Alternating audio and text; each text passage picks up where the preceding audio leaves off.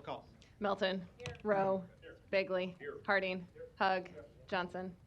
Mr. President. Here. Please stand for the pledge, and I'll provide the opening remarks.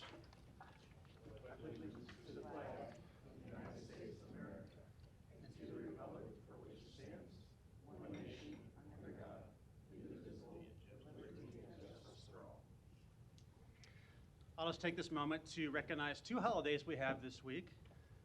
One, of course, was yesterday, which was Earth Day. I want to recognize that in the city of Omaha as well. And in fact, the City Council has done a proclamation recognizing that for the Earth Day festivities. That'll take place this Saturday in Elmwood Park. So if you're out and about, please participate in that. It goes from 11 to 6 o'clock that day.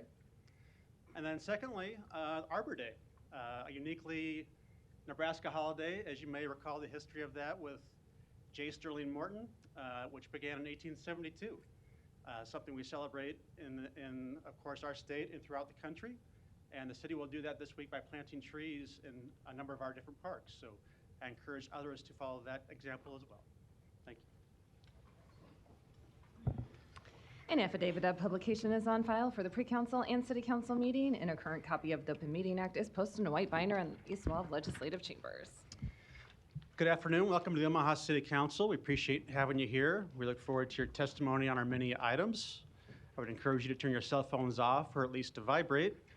If you have any difficulty hearing during our proceedings today, please let the city clerk know. We do have listening devices available for anyone who may need them.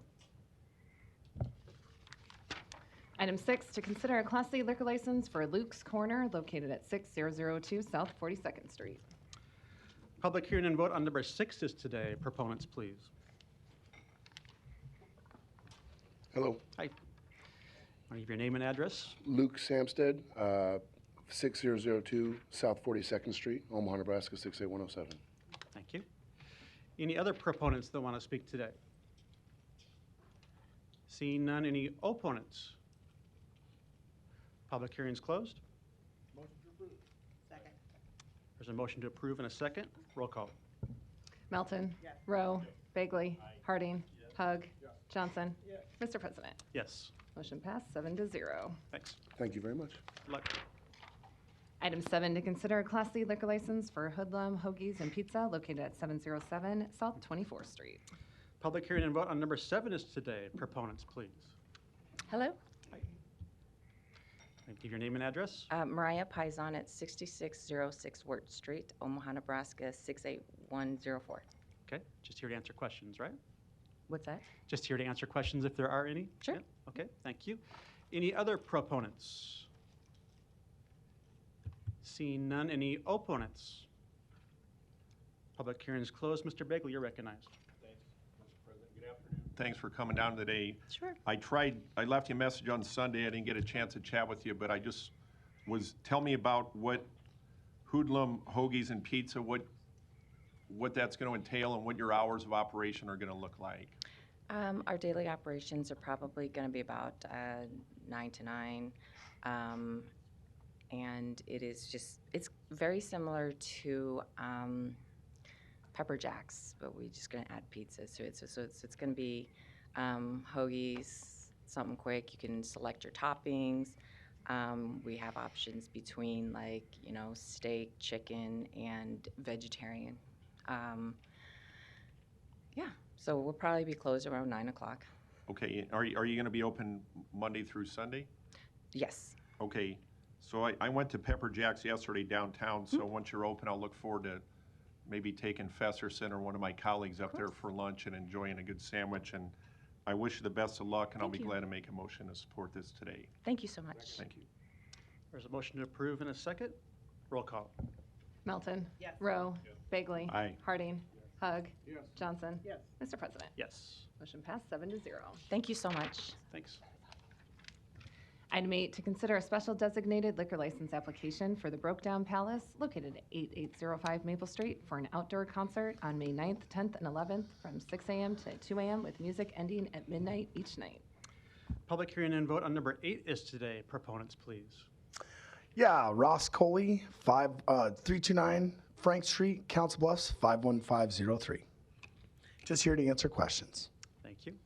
Any other proponents? Seeing none, any opponents? Public hearing is closed. Council members, this is in my district, and I'm supportive of this event, which has happened several years now in a row without incident, and I know you Yeah, know things well by this is many. our 6th year doing it, actually. We've done one now a couple times in October that we've added on. It's kind of a smaller scale, but yeah, we're looking forward to it, and feel like there's been a nice, positive response in our area. We have 2 not new food vendors, but one neighbor next door that's a chicken wing restaurant called Everett's, and then a new taco place that just came in across our parking lot. So both of those people will have food available out of their locations, and so it's kind of it's not just a good opportunity for our business, but our neighboring businesses as well. So, Thank you. yeah. Motion to approve. Thank you. Thanks. And Mr. Harding, you, My annual Dave Grohl reference go by. I know. Well, and I shaved the beard a little bit, but I'm getting a lot grayer now. But yeah, I was wondering if it was going to come up today. Yeah. and for the record, our band's about to play this venue, but it's not this SDL and not this weekend. No, it's not this weekend, but I'm glad that you brought it up, Mr. Festerson. Yes, the Fester Tones will be playing there here in May. So check our Facebook page. Come Nice down and support self-promotion, Pete. local music. All right. Thank Yeah. you. There's a motion, a second to approve. Roll call.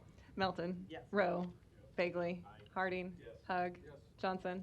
Mr. President. Yes. Motion All right, passed thank you for your public service. We appreciate it. Thank you. Item 9, a resolution to approve the final plat for Coventry Replat 17, located northwest of 204th Street and Harrison Street. Planning Board and Planning Department recommend approval. Public hearing and vote on number 9 is today. Proponents, please. I'm Kyle Hazy with E&A Consulting Group, 10909 Mill Valley Road, representing the applicant. I'm making myself available for any questions council may have. Thank you. Any other proponents? Seeing none, any opponents? Public hearing is closed. Second. There's a motion, a second to approve. Roll call. Melton. Yes. Rowe. Bagley. Harding. Hug. Johnson. Mr. President. Yes. Motion passed 7-0. Item 10, a resolution to approve the preliminary plat for Camelot Village 2, Replat 2, with a waiver to Section 5384D lot frontage located northwest of 90th and Grand Streets. Planning Board and Planning Department recommend approval. Public hearing and vote on number 10 is today. Proponents, please. Kyle Hazy with E&A Consulting Group, 10909 Mill Valley Road, representing the applicant. I'll make myself available for any questions. Thank you. Any other proponents today?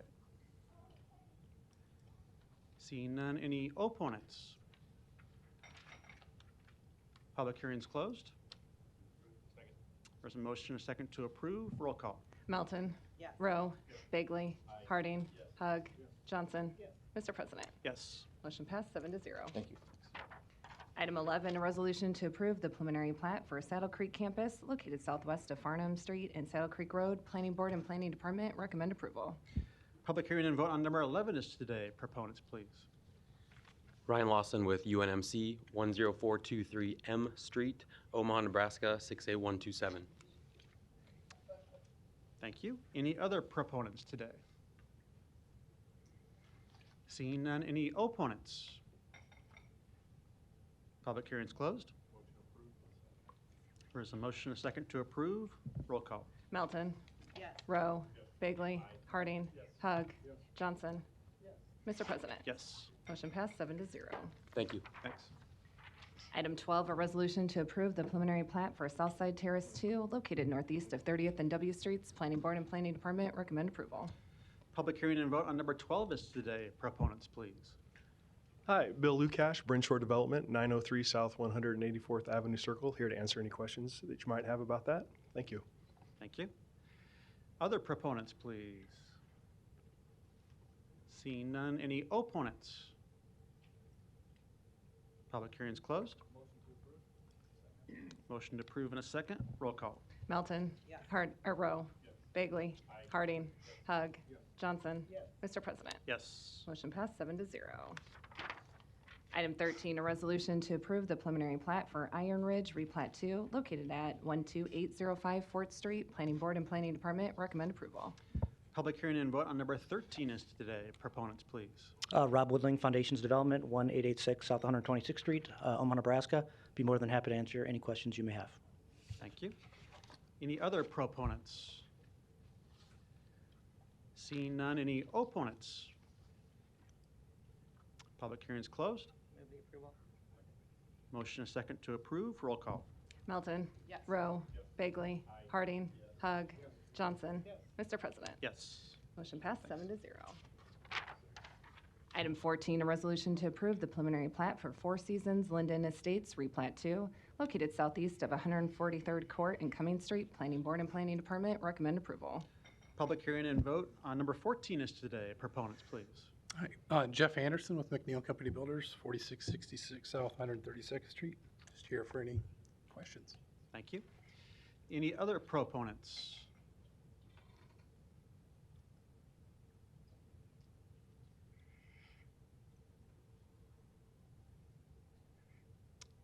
Seeing none, any opponents?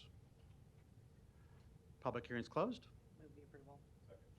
Motion is second to approve. Roll call. Melton. Yes. Rowe. Bagley. Harding. Hug. Johnson. Mr. President. Yes. Motion passed 7-0. Thanks. One public hearing can be held for items 15 through 18 for MUD Acres 2, located northeast of Blair High Road and Potter Street. Planning Board and Planning Department recommend approval. Item 15, an ordinance to rezone this property from DR District to GI District. Item 16, a resolution to approve the final plat. Item 17, a resolution to approve a large project special use permit to allow maintenance and service facilities over 10 acres in size in the GI District.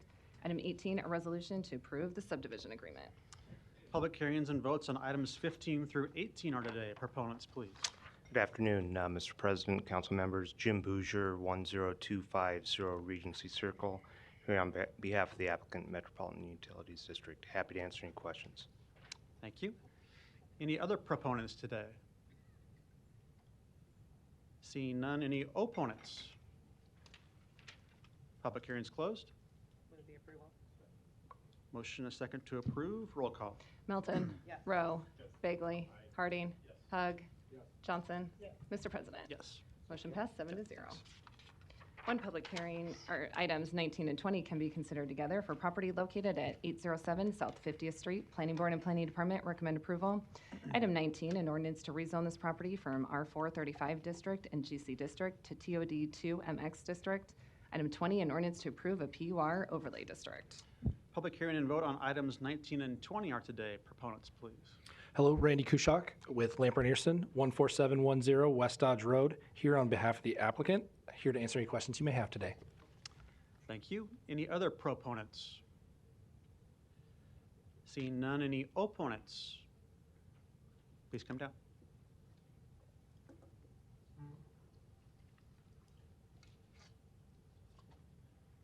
Hi, Chris Shanahan, 811 South 50th Street.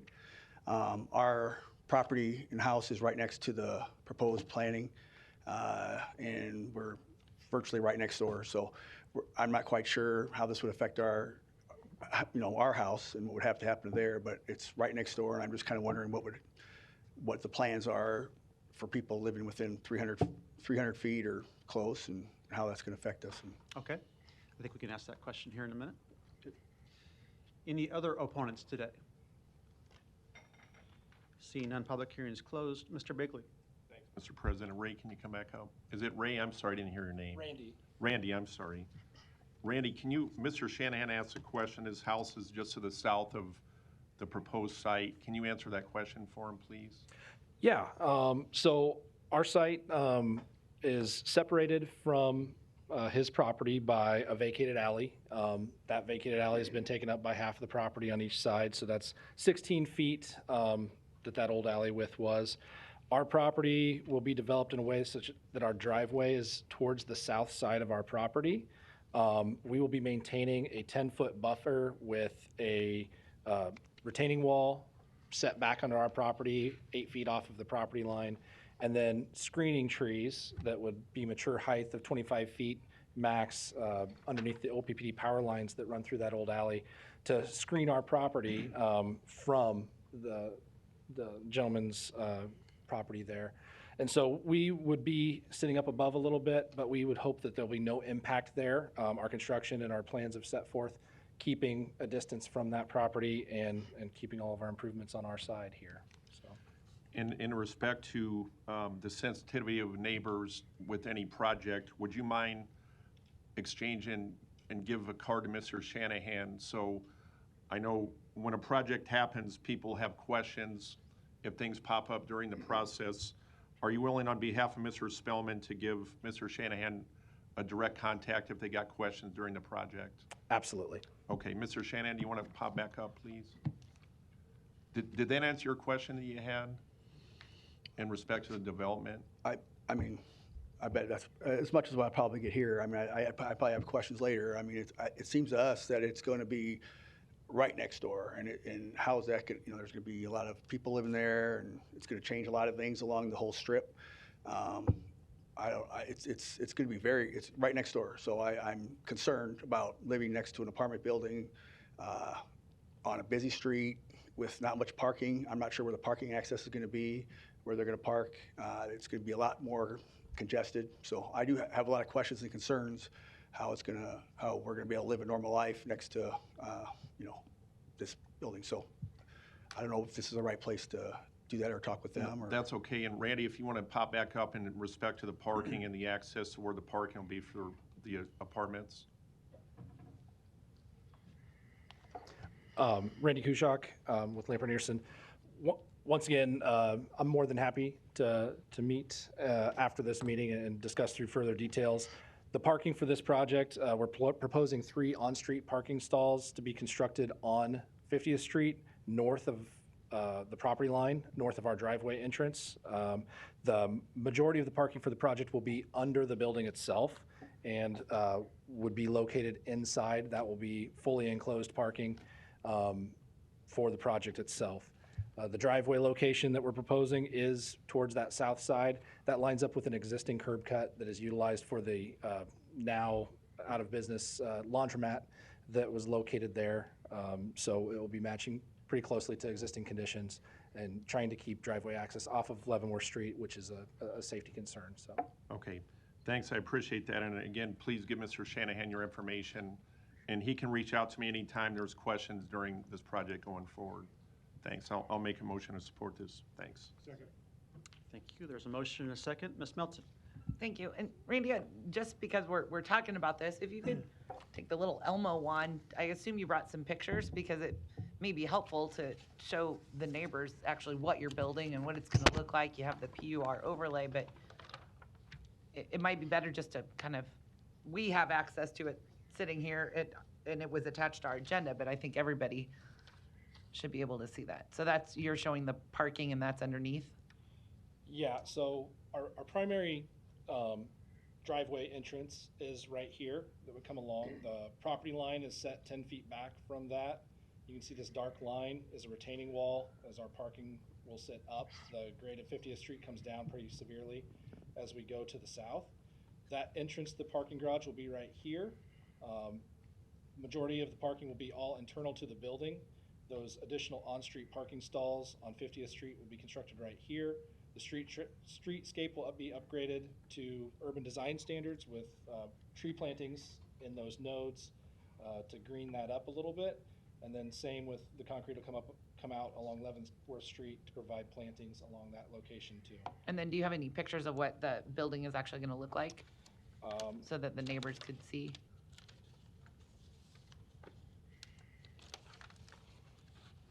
So these are black and white images of those elevations. So what we're looking at in this location is the front along Leavenworth Street, if we were looking straight at the project.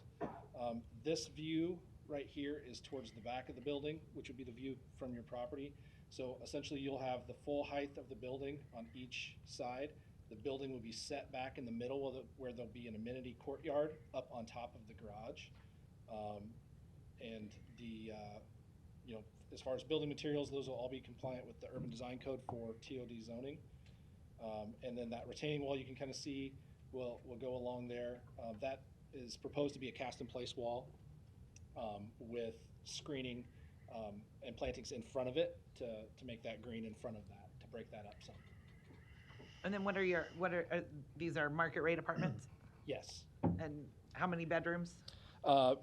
53 units overall. The unit mix is 8 efficiency, 28 one bedroom, and 17 two bedroom.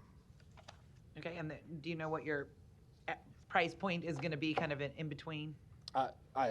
Just market rate is all I know. You're just on gonna that. do market rate, Yeah. okay.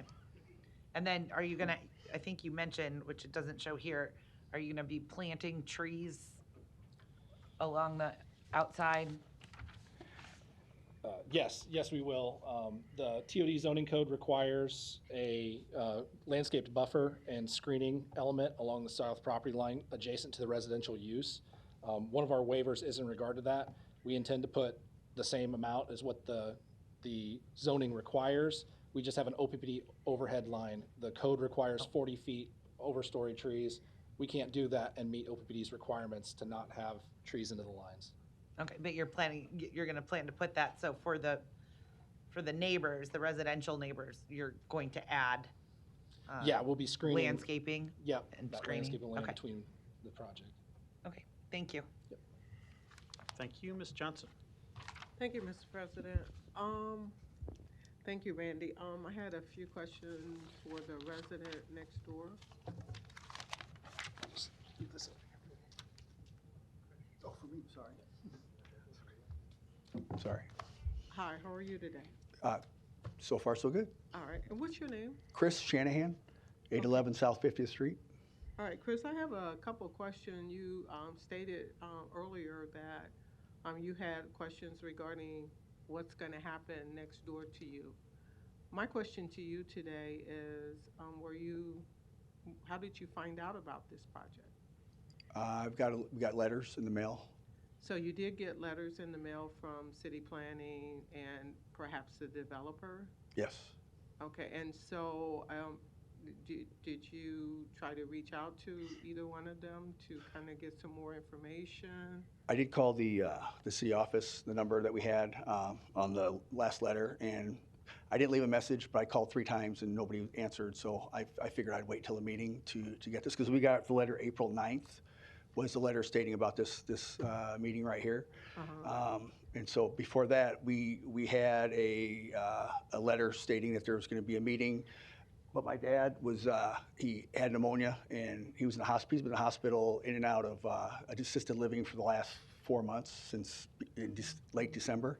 So I've been very, very busy with him, and I haven't had a chance to really do anything. And he literally, we didn't really have time. He's barely gotten better to actually walk here. Otherwise, he'd have a wheelchair and it'd be pretty tough. So we were lucky to make it. So I haven't had a time to call. I know our biggest concern is this. So we're right on the corner. Where their building is right on 50th and Leavenworth, and we are right next to them. And there's about, like I said, about a 15-foot alley in between. So our property line is half the alley, and so is theirs. I mean, is it 3 stories, or how tall is it going to be? It's 4 stories over top of a parking garage, so 5 total. Okay, that's going to be a huge building right next to ours. So, I mean, we won't be able to see Leavenworth. We have, there's an alley there. There's other places around us. I'm not sure how far it extends down, but there's a strip mall down there and everything. But there's a huge cliff where I'm sure they're probably going to have their retaining wall. So we're living next door without much of a buffer, any kind of a space, any grass or anything like that. I mean, I don't know. The street, we are literally 100 feet from the street, maybe, from Leavenworth to our house. It's about maybe 100, 110 feet. I'm not sure exactly. I don't know how they're going to fit a whole apartment building between there without any disruption. So you got wires, you got power lines, you got I haven't seen what they're going to plan on, and I'm not an engineer or anything like that. So it's just a major concern, and I can't see how we can have a possible family there if that building's there we're planning on having something like that there. The laundromat's been abandoned, and we actually used that laundromat in the past, and it's been non-active and for several years, and that's been fine. So it's going to be a whole new change. Just out of curiosity, do you have a neighborhood association nearby? Nope. We're kind of we don't have we're old school, 50th Street. I mean, we have straight streets like this. We're not in Millard where you have all this stuff right here. We're on 50th Leavenworth, straight street. You got Gerber's Bakeries up the street, and a lot of businesses along that street. And there's a store across the street, an antique store. And across there's actually a daycare. And so, at least there was. I think there's a daycare there. And so, I mean, it's just going to be really busy and cramped because that is a major thoroughway for the rush hour. I mean, there's cars, for a period of time. It gets pretty crowded, and that's going to make it worse. Leavenworth itself is very crowded as well. So just trying to do what I can. I don't know if I can do anything, but I prefer not to have that built. But yeah, it's unfortunate that you didn't get a chance to respond and ask questions before now. Well, that's life, I guess. But I'd like to at least make my voice heard and voice our opinion on the matter if there's anything we can do. That's what the democracy's all about, right? Absolutely. All right, good. Thank you. Yep, thank you. Hey, Randy, you've heard Chris's concerns, and you already agreed to kind of network with him and work with him through some of his concerns. Just want to make sure that we actually complete that, so that we give him some level of assurance, given the fact that he will have some direct impact, to include the development, the construction schedule, those natural things that he will have to endure just for simple basis of that's a development that's coming. So if we just want to make sure that we have that communication, those lines of communication going on with him. Yep, absolutely. I've already shared my card with Chris, and I intend to connect with him here and get his contact information so that we can share that with the general contractor if this project is to be approved when construction starts, so that they're in contact with him and make sure that he knows what's going on. Thank you. Okay, I say one more thing? Yes. So we will talk afterwards. It sounds like he wants to talk afterwards. So a big concern is the construction process. I mean, where are they going to lay all the, there's not much room there. And so I'm assuming it's going to be east, like there's a lot of parking. I don't know how much they bought, but there's a lot of parking there. They're going to have big machinery and all that. So that as well as that, and it's very close to our house. So something could, whatever. So. Thank you. Thank you, Mr. Begley. Thanks, Mr. President. And just to be clear, Ryan's not here today. I know you're here on his behalf. Months and months ago, he and I met, and it's right on the border of the Exarban Elmwood Neighborhood Association in Dundee, which is northwest across the street. I believe President Jen Bauer of the Exarban Elmwood Group did meet with Ryan. Now, if the Shanahans weren't contacted, living right behind there, Ryan's not here to answer that today, but I do know that he personally did have a meeting at my request with Jen Bauer, and as Mr. Shanahan said, that's not incorporated in any neighborhood association, but it's right across the street. And as far as the plans and the design, it's nice to see it in color so they can understand what it looks like, and I'm confident that you'll get that information. And I'll personally reach out to the Shanahans to make sure that that is done. If something got missed here as far as communication, I felt good about the process of how this worked from the beginning. And again, I apologize to the Shanahans if they weren't aware of exactly what this was going to look like. But again, with your reassurance that you were going to speak to them on behalf of Ryan. And after our meeting, I'll reach out to them as well to make sure they have, I know they know how to get a hold of me, and I'll make sure that happens. So thanks, Mr. President. Thank you. Mr. Hardy.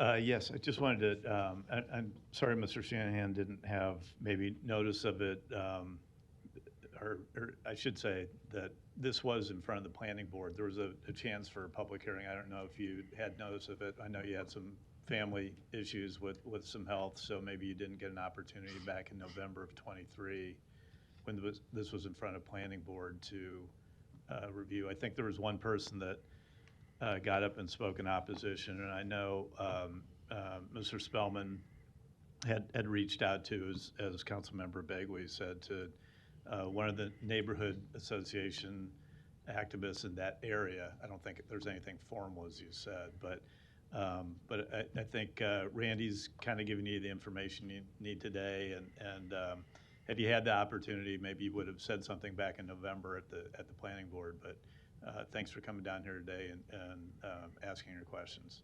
Yep. Thank you for answering them. I appreciate all your help. Yep. Thank you. There's no further lights. There was a motion and a second to approve. Roll call. Melton. Yes. Rowe. Bagley. Harding. Hug. Johnson. Mr. President. Yes. Motion passed 7-0. One public hearing can be held for items 21 and 22. Item 21, an ordinance to rescind the 508 and 1904 tax increment financing project plan. Item 22, a resolution to approve the 1904 Farnham tax increment financing redevelopment project plan located at 1904 Farnham Street in an amount up to $418,298. One public hearing and separate votes on these items, correct? So the public hearing and votes on items 21 and 22 are today. Proponents, please. Yeah, good afternoon, Don Seaton, Omaha City Planning. The rescission is for a project that involved 2 downtown sites. It was approved in 2021, but for a variety of reasons didn't come together. We need to have this rescinded so that the new project, item 22, can be undertaken. The replacement project, reconfigured, is a 7-story historic building. It'll be a comprehensive rehab resulting in 54 apartment units above 6,000 square feet of commercial area. The project is about $23.1 million. The developer is requesting $418,298 in TIF support. The developer is 1904 Farnham owner, managed by Neeraj Agarwal. We ask for your approval. Thank you. Other proponents, please. Hello, Neeraj Agarwal for the applicant, 1904 Farnham owner, and the developer, 1904 Farnham Developer LLC. I'm just here to give a brief overview. This is part of our long-term goal to bring more affordable housing to downtown and midtown. As Don mentioned, this is adaptive reuse and historic conversion of what was a underutilized and nearly vacant office building that was home to many executive office suites for many years. The goal is to repurpose it long-term into 54 affordable housing units using 9% low-income housing tax credits, which we have approved from NYFA, the state housing agency in Lincoln. We will also use state and federal historic tax credits along with TIF. The project, like Don mentioned, is roughly $24 million. The goal is to start construction ideally in the next 30 to 60 days. We're working through the financing process right now. The overall financial timeline is approximately 12 to 14 months, looking probably around 13 months to complete construction, and then open up the building for tenants to move in. Relative to the commercial space, we do have just 2 small office suites on the first floor, around 1,200 and 1,400 square feet, and we'd reopen what was formerly Manhattan's Deli as a restaurant, breakfast, lunch concept. As we know, that's been very popular with local attorneys and, of course, people at City Hall. So just here to answer any questions you have, but just want to, again, reaffirm our commitment to bringing more affordable housing downtown, as we know that's definitely needed. Thank you. Thank you. Other proponents today? Seeing none, any opponents?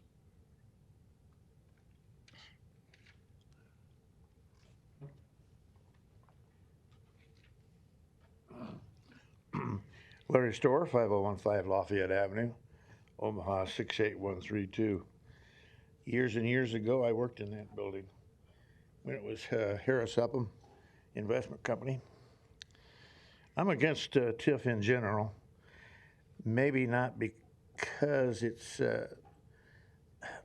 totally bad, but largely because you folks never really explain it very well to us. I have a couple of questions that I'd like to bring up and have the developer answer for us, since you guys don't. How long has that building been vacant? And how did the previous tenants get chased out? Why did it stay vacant so long?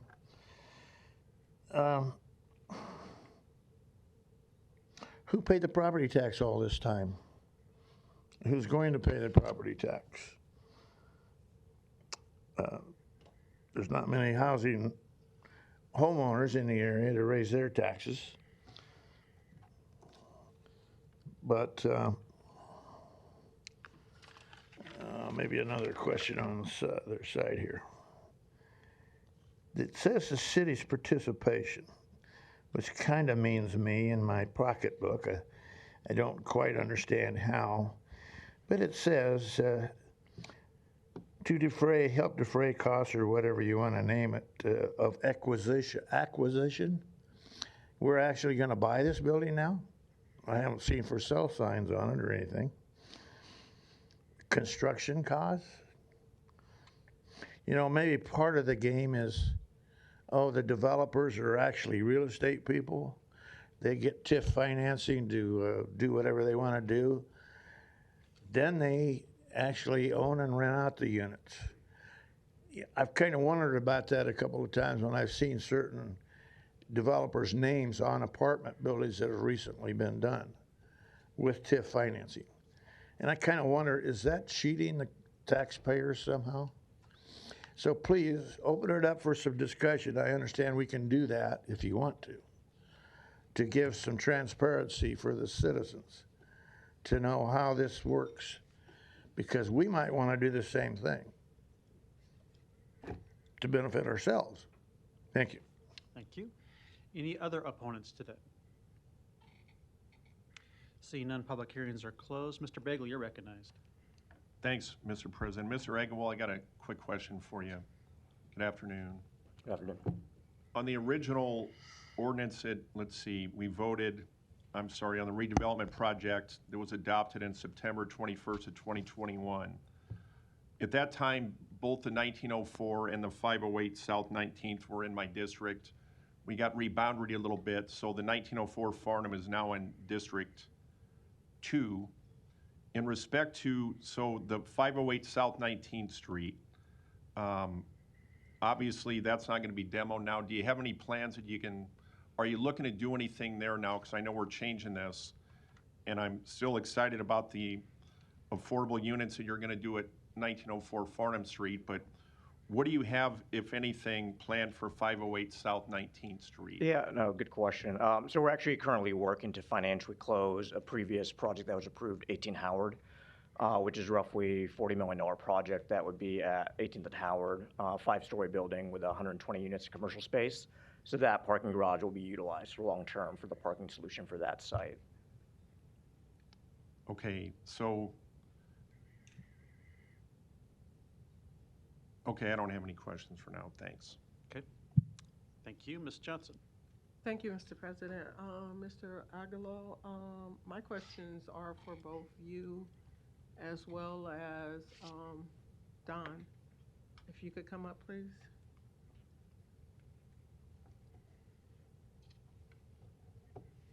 Don, during your presentation, you briefly stated that this project was not completed in 2021.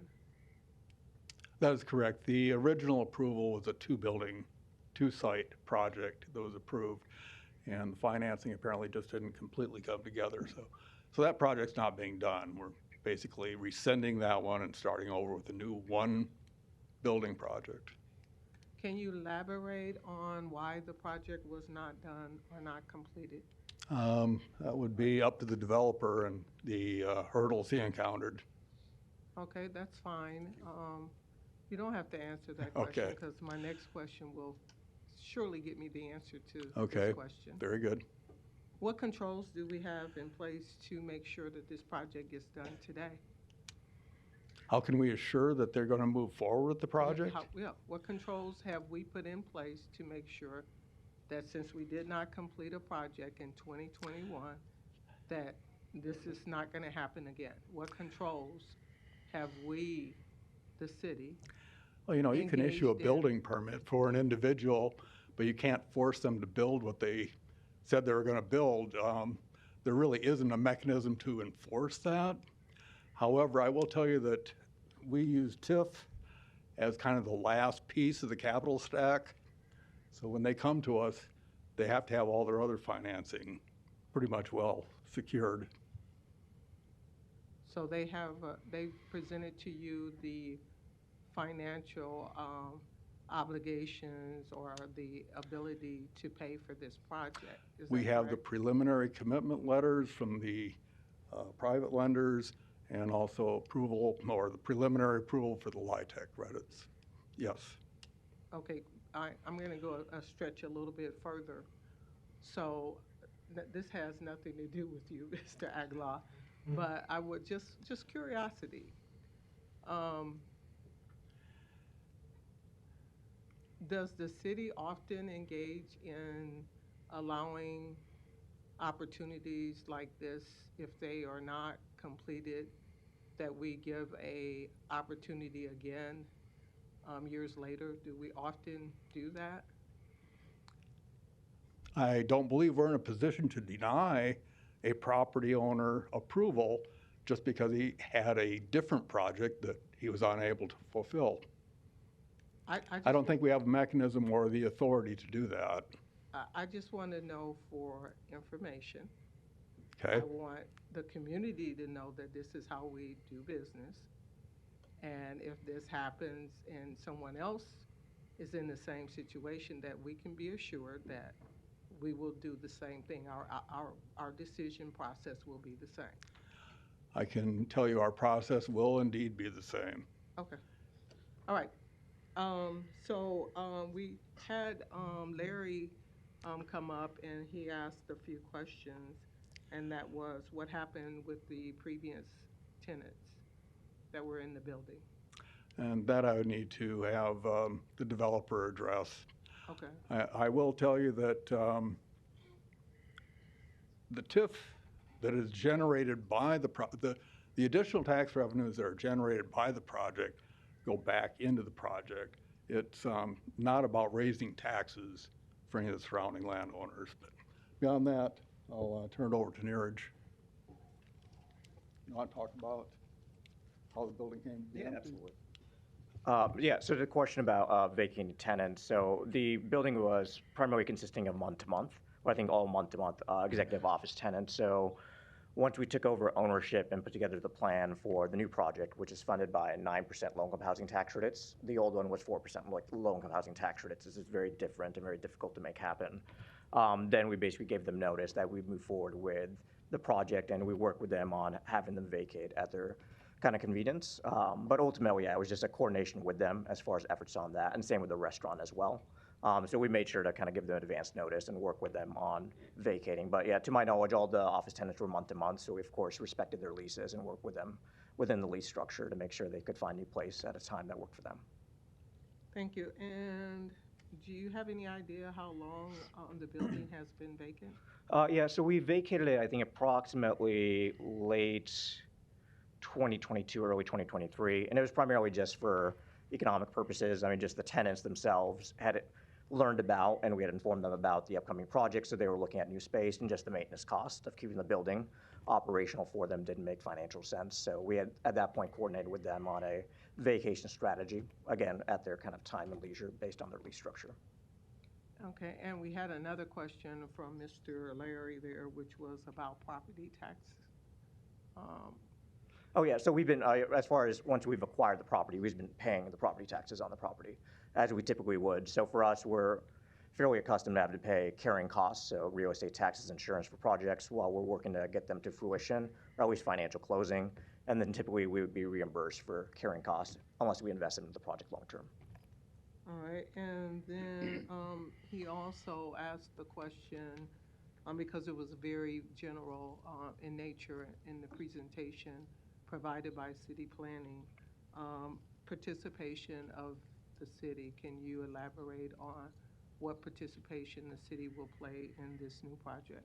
I mean, to my knowledge, I think it was just relating to the TIF. The city doesn't have any long-term partnership with us relative to the residential commercial units. So to my knowledge, just the only involvement's been from the permitting aspect and the TIF approvals.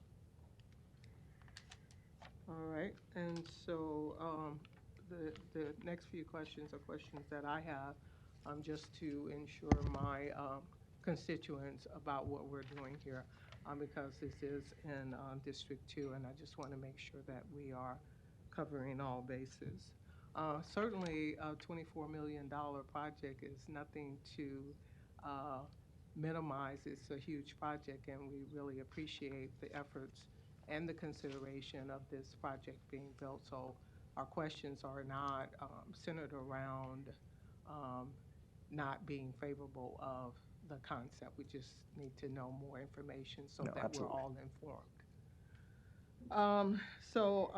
With parking, will there be underground parking, or how will we address parking? Yeah, good question. So we will be working with, and we've been in communication with local parking garages. So there's one across the street. So we've been in touch with them. And the basically overall plan would be between a mix of the future streetcar, that would be a long-term kind of parking solution with most properties on Farnham Street, mitigating the need for parking, but also coordinating with a local garage to make sure tenants have access. So that's typically the approach we take with a downtown project like this. Like underground parking, just the historic nature of it is not feasible. But for us, it's typically a combination of working with local parking kind of owners. And then I think, again, with the streetcar being something that hopefully comes to fruition in the next 2 to 3 years, that would be a long-term solution as well for parking tenants. Okay, and then the vendors that will be coming once the building is built, do you have any idea who those vendors are, what that looks like? Do you have some vision in your mind as to what that's going to look like? Yeah, great question. So on the, again, as the overview, we have 2 small office suites on the first floor. So I'd imagine they're going to be historically small law firms or other local businesses, just given the nature of the building being next to the courthouse. And that's historically who the prior tenants were. So they're about 1,200 to 1,400 square feet. So that would be my guess on that. Relative to actual commercial leasing efforts, we'll start those after we start construction. We always like to get a jump on it so we can ideally get fully executed leases before we complete construction. Relative to the restaurant, I know Manhattan's Deli was a staple in the community, so the goal would be bring something back that would be comparable. I mean, we're ideally trying to bring in more minority and women-owned businesses in the area. We have a building 2 blocks away, 1901 Howard, where we're doing the same thing, trying to support those groups. So that would be the ideal scenario, have a minority or women-owned business be the tenant for the restaurant, potentially the office suites as well. But the goal would be to start pushing very aggressively on leasing out those spaces once we start construction, so we can get a jump on that and make sure that commercial spaces are fully leased by the time we complete construction. And you have any idea how much your lease might be, ballpark? For the office suites and the restaurant space, so it's in line with the market. So kind of market downtown is $16 to $20 kind of square foot. So for the monthly rent on the office suites, they'd be around $1,800 to $2,000 a month. And on the restaurant space, which is closer to 3,500 square feet, that'll probably be around $5,500. All right, thank you for that. And then our workforce before the project and workforce after the project. Can you tell me a little bit about what thought has been given to that? As far as, I guess, before the project, you mean relative to, I guess, construction specifically? So with that, I mean, we're utilizing a local contractor, Dicon Construction, which is very experienced in historic renovations like this project. So we'll be working with them to, of course, make sure we have the most qualified people. And of course, we always try to make sure, even though it's not a requirement, to include some percentage of minority and women-owned businesses in that. So that's kind of our focus long-term, being a minority developer, one of the few ones in Omaha. That's always something you try to push to do. Relative to afterwards, I mean, as far as workforce within the commercial spaces, we can't really speak to that. Those tenants aren't identified. But I would expect that the residential units, all 54, would probably be a mix of people who work downtown relatively nearby. And really that's our goal, is to make it more affordable for people who work downtown and Midtown to actually live here. Because right now you're seeing rents for market rate properties go over $2 a square foot. So $1,400 for a 700 square foot 1 bedroom. So we're trying to combat that and permit more affordable options in the downtown area. So can you elaborate on affordable options for the apartments? As far as the rent specifically? Yeah, so we have a mix of studios and 1 bedrooms. So the studios are 18 units, the 1 bedrooms are 36, totaling to 54. So the studios range from about $600 to $800 as far as rent. And then the one-bedrooms range from 800 to high 900s on the one-bedroom side, varying on size. All right. Thank you so much. All right, thank you. Appreciate your time. Don, you had a few. If I may elaborate on a couple of his answers. We have a question on our TIF application, are the taxes current? We don't accept applications from projects that have delinquent taxes, just for the record. Also, state law requires that as a result of a TIF approval, the taxes paid on a building cannot be reduced. So the building in its current value, that tax will continue to be paid. Copy that. Thank you. And, yeah. Thank you. Mr. Rowe, you're recognized. Thank you, Mr. President. I wanted to just thank Mr. Agarwal for taking the risk and putting this building into a position where it can be functioning and workable for housing. That's a great location. It's right on the streetcar line. It'll be a really good project to see. When these projects come to the City Council, I typically will get questions about TIF. I mean, people have a lot of misunderstandings about how TIF really works. And I don't want to take the time to go into it line by line today, but what I typically do is refer them to the City of Omaha's Planning Department website. They have a very robust website that details a lot of the information, will answer a lot of questions about how these programs work. And there's a tab, there's a page that has to do with TIF, and you can get into it as complicated as you want, or you can read the brief summary overview, which gives a pretty good explanation on exactly how TIF works and how the city can use the program to benefit development in our city, especially in our inner core. So I just want to get that out there. The City of Omaha Planning Department's website has a lot of information that's provided for anybody to study up and understand how the programs work. Thank you. I too have a personal connection to this building. My father's law office was in this building for many, many years, so lots of fond memories there too. And we grew fond of Manhattan's restaurant there along the way as well, so I look forward to seeing it back into productive reuse. Council members, we need a motion on each of these items separately. Motion to approve. Number 21? Yes. There's a motion, a second to approve. Number 21, roll call. Melton. Yes. Rowe. Bagley. Harding. Hug. Johnson. Mr. President. Yes. Motion passed 7-0. And number 22. Motion, a second to approve. Roll call. Melton. Yes. Rowe. Bagley. Harding. Hug. Johnson. Mr. President. Yes. Motion passed 7-0. Thank you. Item 23, a resolution to approve an amendment to the Crossroads TIF redevelopment project plan to include the new Omaha Central Public Library. Public hearing and vote on number 23 is today. Proponents, please.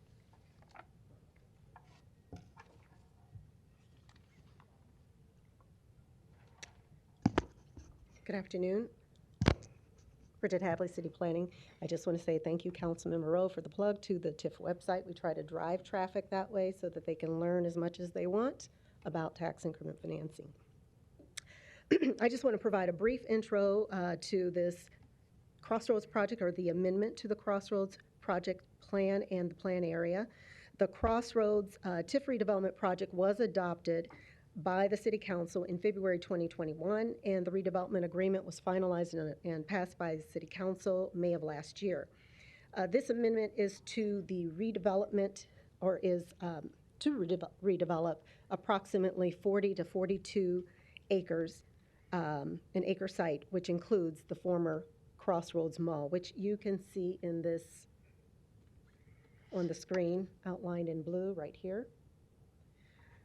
The amendment contemplates an expansion of the plan area to include the new public library site at the southwest corner of 72nd and Dodge, which you also see right here. It includes or contemplates Woodbury Corporation to become the project ownership or be included in the partner project ownership, and the city ownership and management of the parking systems and facilities. The larger plan area will have two separate projects. The reimagined Crossroads redevelopment, which again you see here, and the new public library, which again you see here. Each project will have its own separate funding sources. The addition of the library to the plan area, the enlarged plan area, enables the city to issue redevelopment bonds.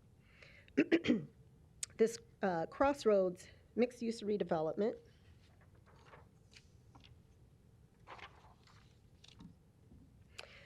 still proposes the same scope of work: residential, entertainment, hotel, office, retail, and parking elements. The project is still compliant with the master plan and the community development law.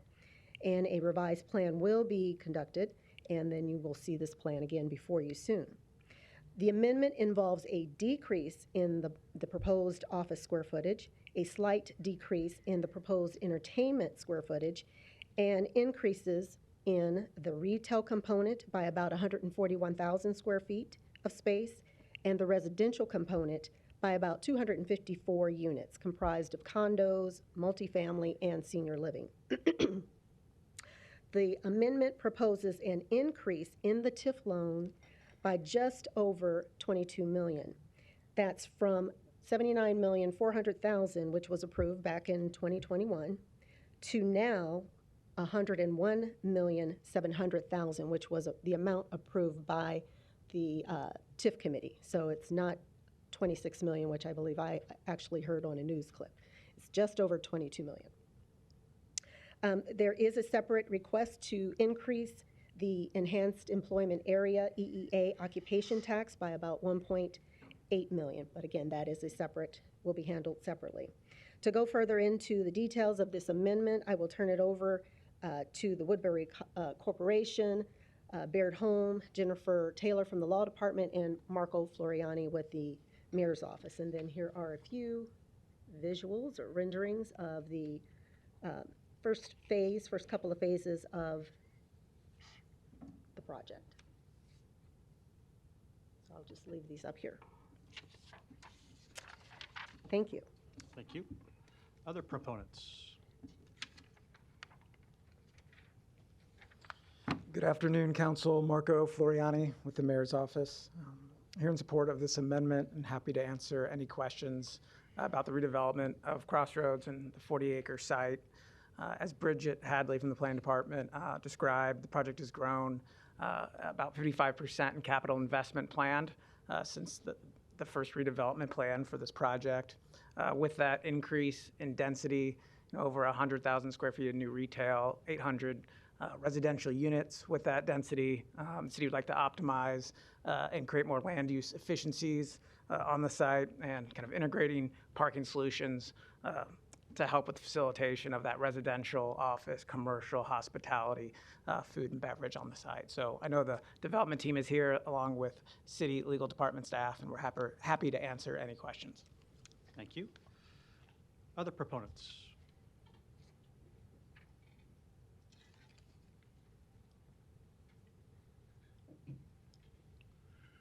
Good afternoon, President Festerson, council members. David Levy, 1700 Farnham Street, Baird Home Law Firm, here with Josh Berger, Director of Development with Woodbury for the Midwest, Walker Kennedy, Woodbury's General Counsel, and Michael Sands from my office in the back as well. I want to thank Bridget and Marco. As always, they did a great job explaining this and giving you the nuts and bolts of it.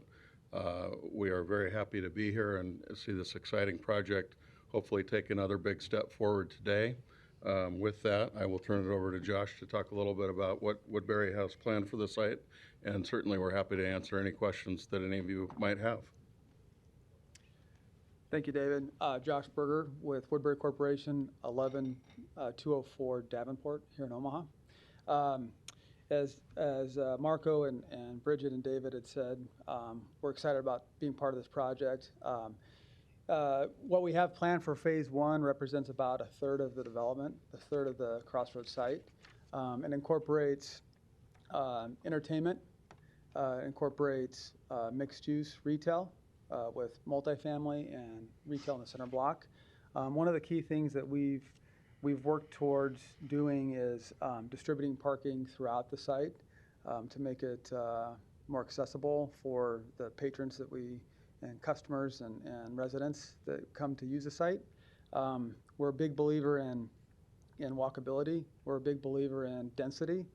And we think that the use of the ground in this particular location in Omaha is some of the best real estate that Nebraska has to offer. And so we're very happy to be part of the project and happy to answer any questions you might have. Thank you. Other proponents that want to speak today? Seeing none. Okay. Are you a proponent, Donnie? Yeah. Okay, go ahead. I take this opportunity. Donnie R. Johnson, the Johnson Equestrian Foundation, and North Omaha Concerned Citizen Foundation. To make a long story short, the State Department, while I'm here, I'll tell you that, they wanted you folks to call them, to contact them about those councilors downtown. Anyway, to make another long story short, to show how these folks are increasing, which agreements can go bad. I was in Nigeria, right? Wait. I understand. Okay. Yeah. I'm showing how this increase, they're asking for an increase of, 22 million? And how things, and I've been watching this whole project. It's a wonderful project. Anyway, make it so you understand, Mr. Fredson and Mr. Cake, a hug. When I was in Nigeria negotiating all this oil and all these propanes, the Enron sold and left. And so changes do come. But I think they're doing a wonderful job. So while I was in Nigeria and on my way back. It's got to be about Crossroads down, Yeah, okay? but I think this project is wonderful. I think Ms. Hadley has done a wonderful job. She's always has. And Mr. Ken Johnson says she's a wonderful person. I'm just making sure that you folks keep in mind when those police stations down there turn those councilors over to us, those buildings. Any other proponents that want to speak today? Seeing none, any opponents?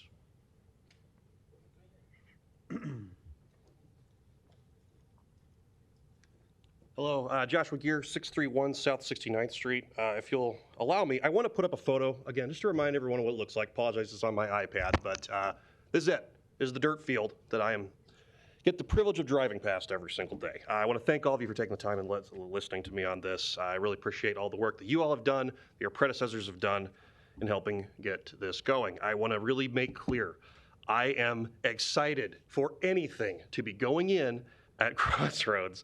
I am an Elwood Park resident. Looking at a dirt field for several years now is something I'm downright done with. Compounding that feeling is the fact that my neighborhood, my specific address being one of them, is part of the blighted declaration that allowed this TIF to be possible.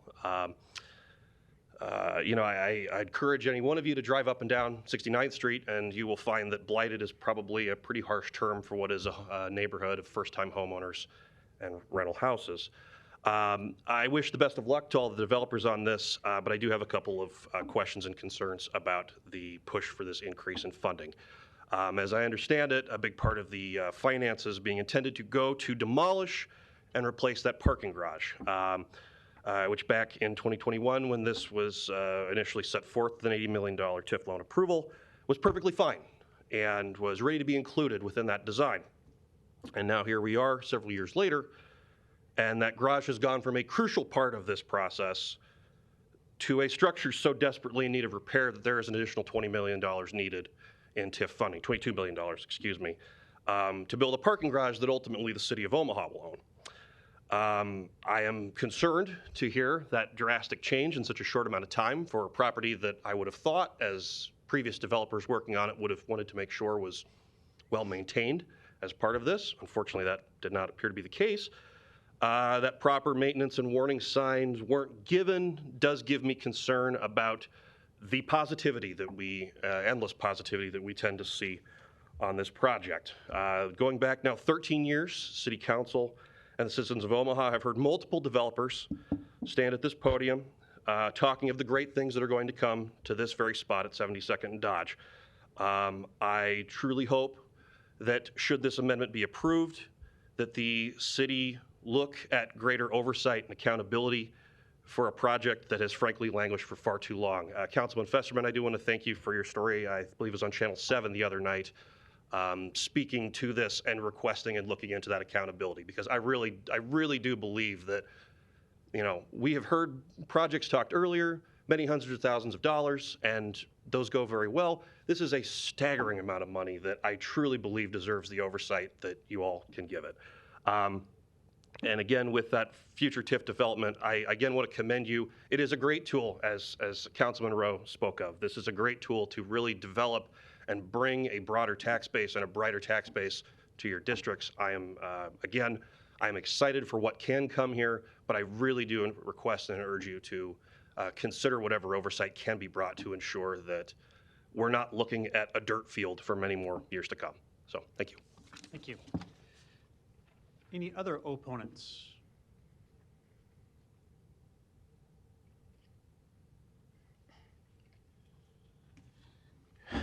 Larry Storr, 5015 Lafayette Avenue, Omaha 68132. Ditto to some of the questions I already asked on a previous item. But, you know, I drive that area quite often, and I don't remember, has it been 7 years it's been vacant? Nothing done on it for how many years? No equipment on it for how many years? Now all of a sudden we're incorporating the library. I do have a college degree and I do read a lot, but I don't comprehend something. How and why all of a sudden is the library, which is on the other side of Dodge Street, incorporated into this? You know, I'm just saying from a transparency standpoint that citizens besides me might be rather confused. Like, it seems like you're pulling the wool over our eyes on something. I hope I'm wrong, but didn't costs of construction and everything go up a lot during all this time? Were there a lot of equipment that sat idle all this time? I know the sign out there on Dodge Street says one of them is Lockwood Development. The other one is another development. Are they also real estate companies? Will they be the ones renting out the space? And how come all of a sudden the retail spaces are a lot larger than they were before?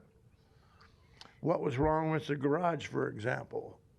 If it's not usable, why was it not tore down as a public nuisance? It could have been used for homeless shelters, renovated for new shops or whatever, maybe something different. But again, maybe it's you guys' fault because there's, and the news media, because there's no real reporting on it. You don't talk about it. And citizens like me have to force you into it somehow. Thank God that it's on the agenda so that I can. The only time I can't is when it's on the consent agenda. Oh yeah, you can pull it off the consent agenda, and then we might be able to talk about it. The Open Meetings Act was just signed, a new version of it signed by the governor, by the way. I think under the Emergency Act, it might be applicable already today. But that's part of the problem. It was buried in between a lot of other stuff so that the citizens really don't know what their rights are when they come down here. So please open this up for some more answers. Thank you. Thank you. Any other opponents today?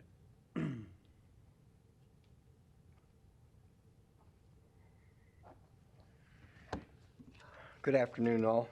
I'm Joe Higgins, 1110 East Camden Avenue, Omaha, Nebraska. I'm here for a group called Strong Towns Omaha Local Conversation. I apologize for not being more prepared. They asked me if I could be here today. Whoever was going to come down wasn't prepared. But I believe you should find in front of you some of the basis of what Strong Towns stands for and what they're looking to do. And I'll kind of highlight some of the stuff, and then I have more questions than I have answers, but as a concerned citizen and a concerned citizen group, we just want involvement in the process. We are pro-development. Pertaining to Crossroads, right? I'm talking about Crossroads, okay. Yes, sir. We're not talking about where I live. So let me just highlight some of the things in the literature before you. The mission of Strong Towns is we seek to replace America's post-war pattern of development, the suburban experiment, with a pattern of development that is financially strong and resilient. We advocate for cities of all sizes to be safe, livable, and inviting. We work to elevate local government to be the highest level of collaboration for people working together in a place, not merely the lowest level in a hierarchy of government. Their strategy is they believe in change we seek will occur, that there is a critical mass of thought and action, making the Strong Towns approach self-evident to decision makers and the people that serve. I don't know how many of you have ever heard of Strong Towns, but recently Norfolk was on the, they were in the process for being named a national Strong Town. And there's advocacy in a lot of governments. So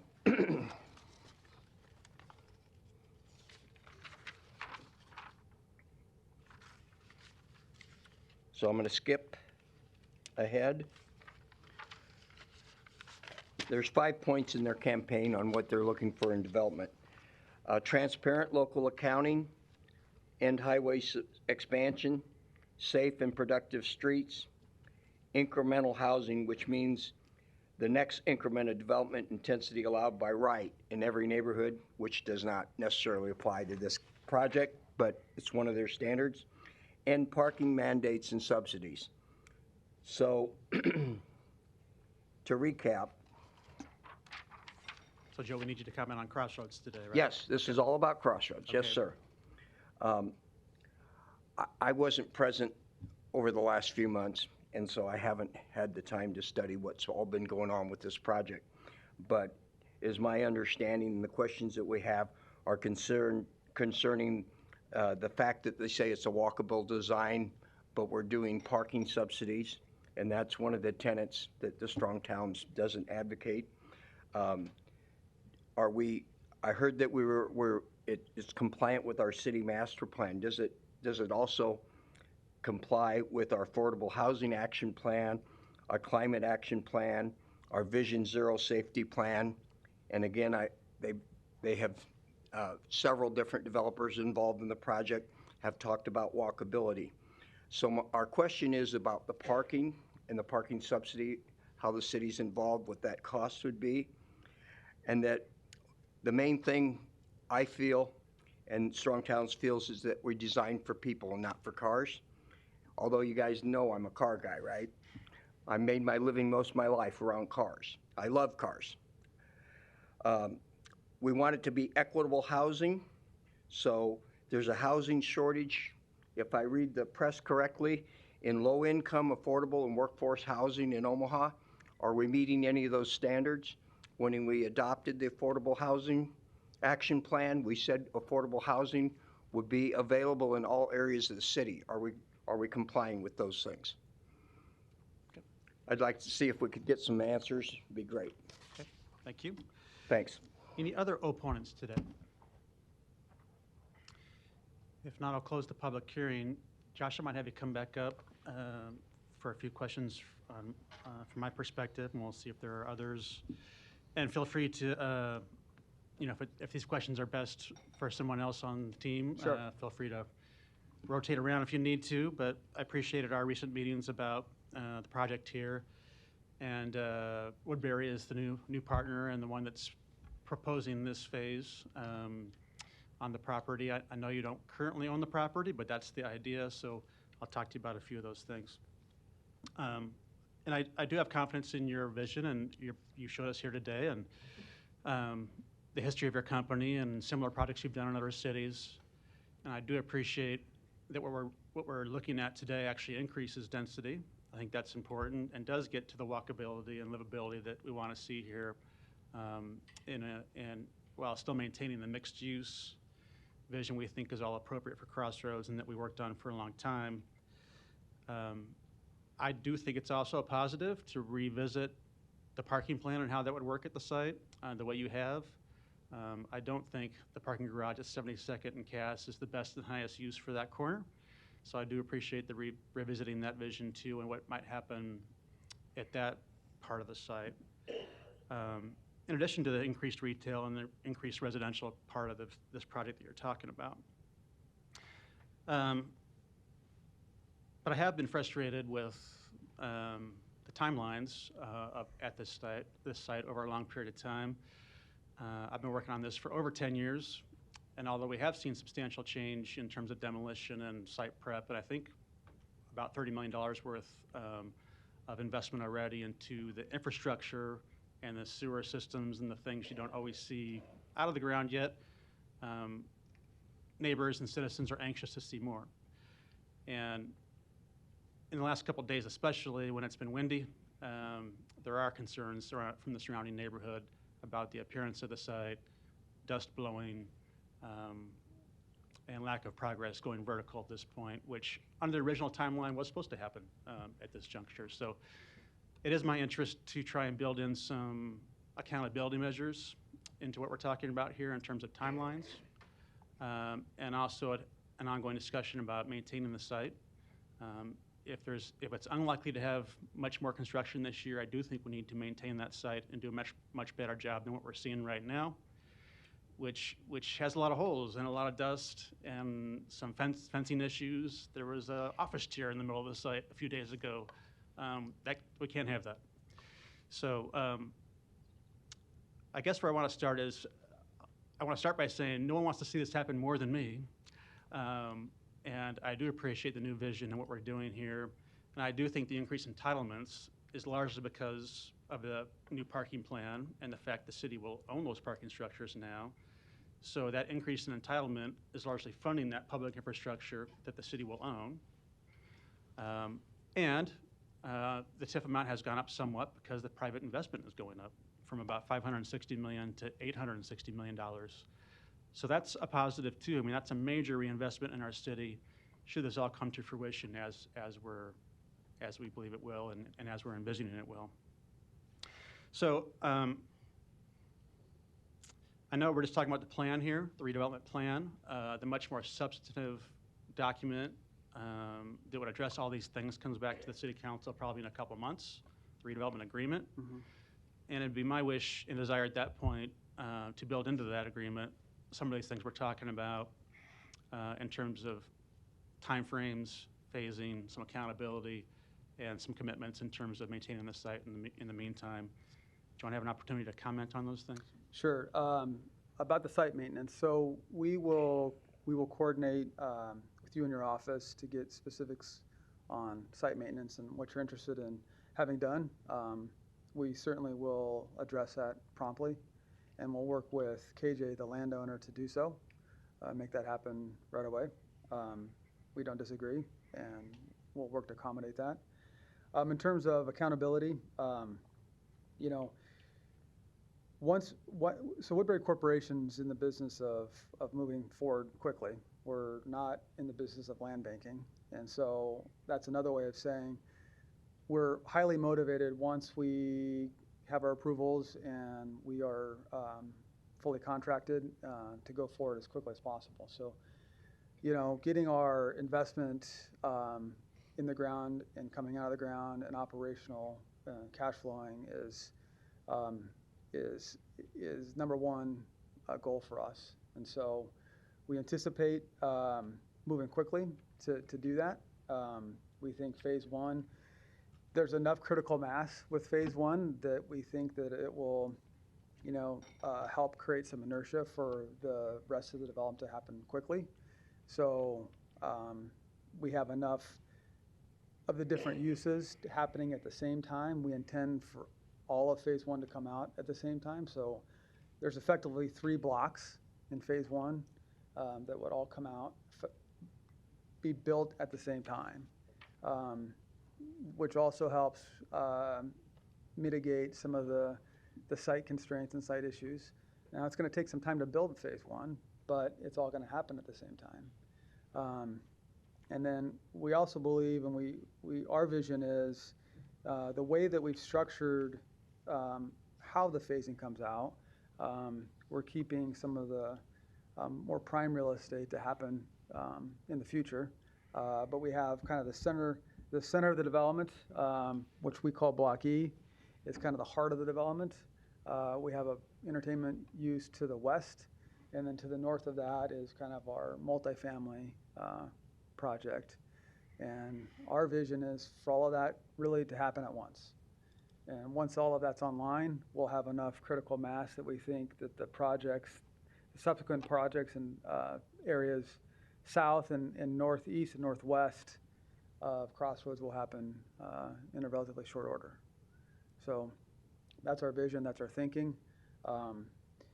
Woodbury is a big believer in mixed use. In fact, we really don't believe in doing developments that aren't really mixed use.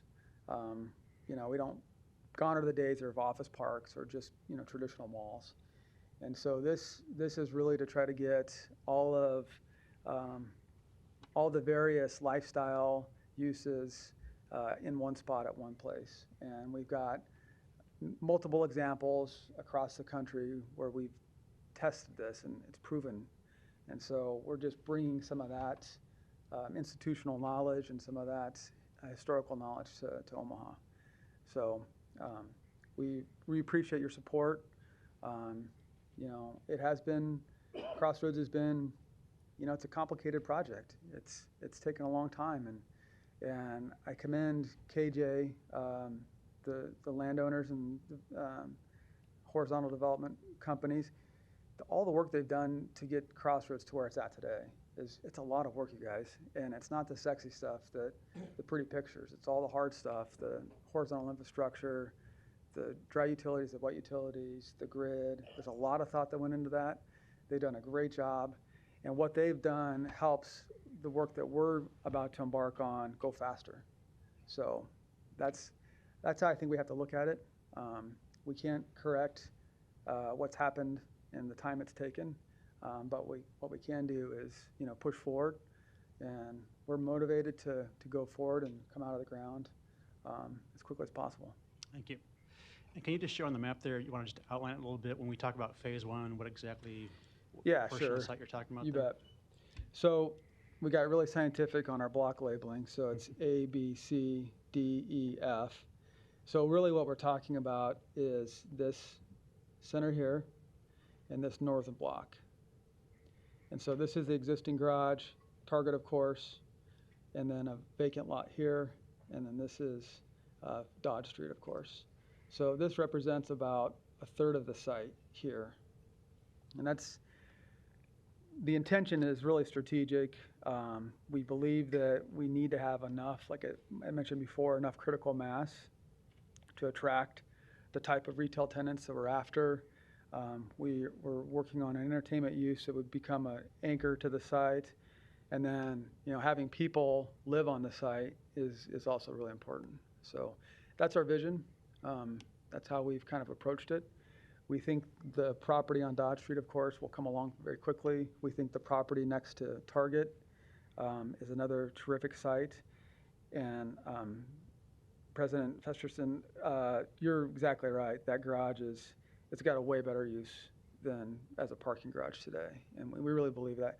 In fact, our market analysis and our study of the site really shows that 72nd and Cass is really not all that different than 72nd and Dodge. In many ways, it's very similar. So we just think there's a better use for that piece of property. The garage when it was designed and built 30 years ago, it worked well for a mall, for an indoor mall.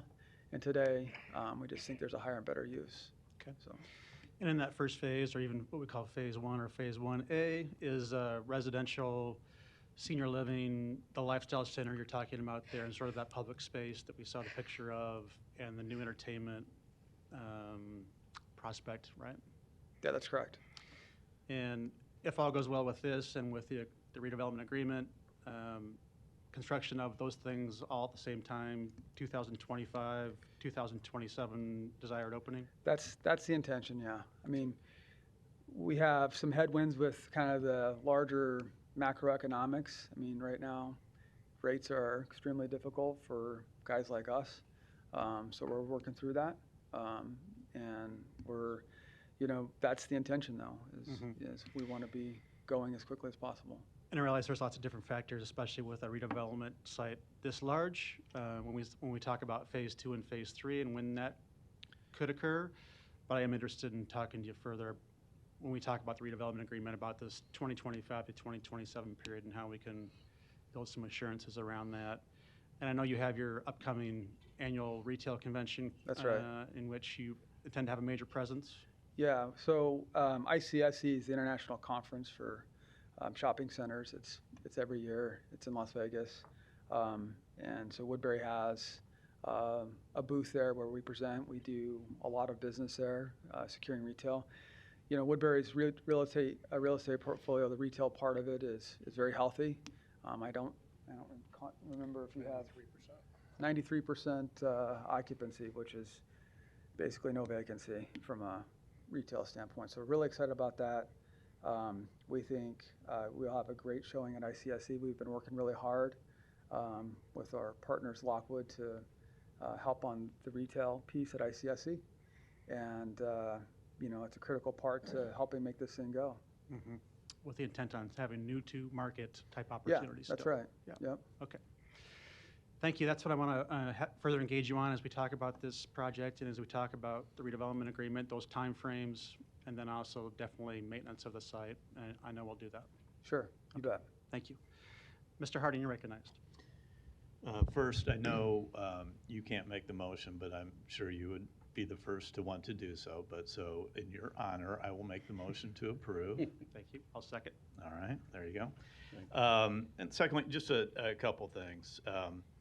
One, I will disagree with you on one thing, Pete. I think, I know you said that no one wants to see this happen more than you, but I'll put myself right up there next to you, and I'm sure others on the council will too. But I think we all want to see this happen.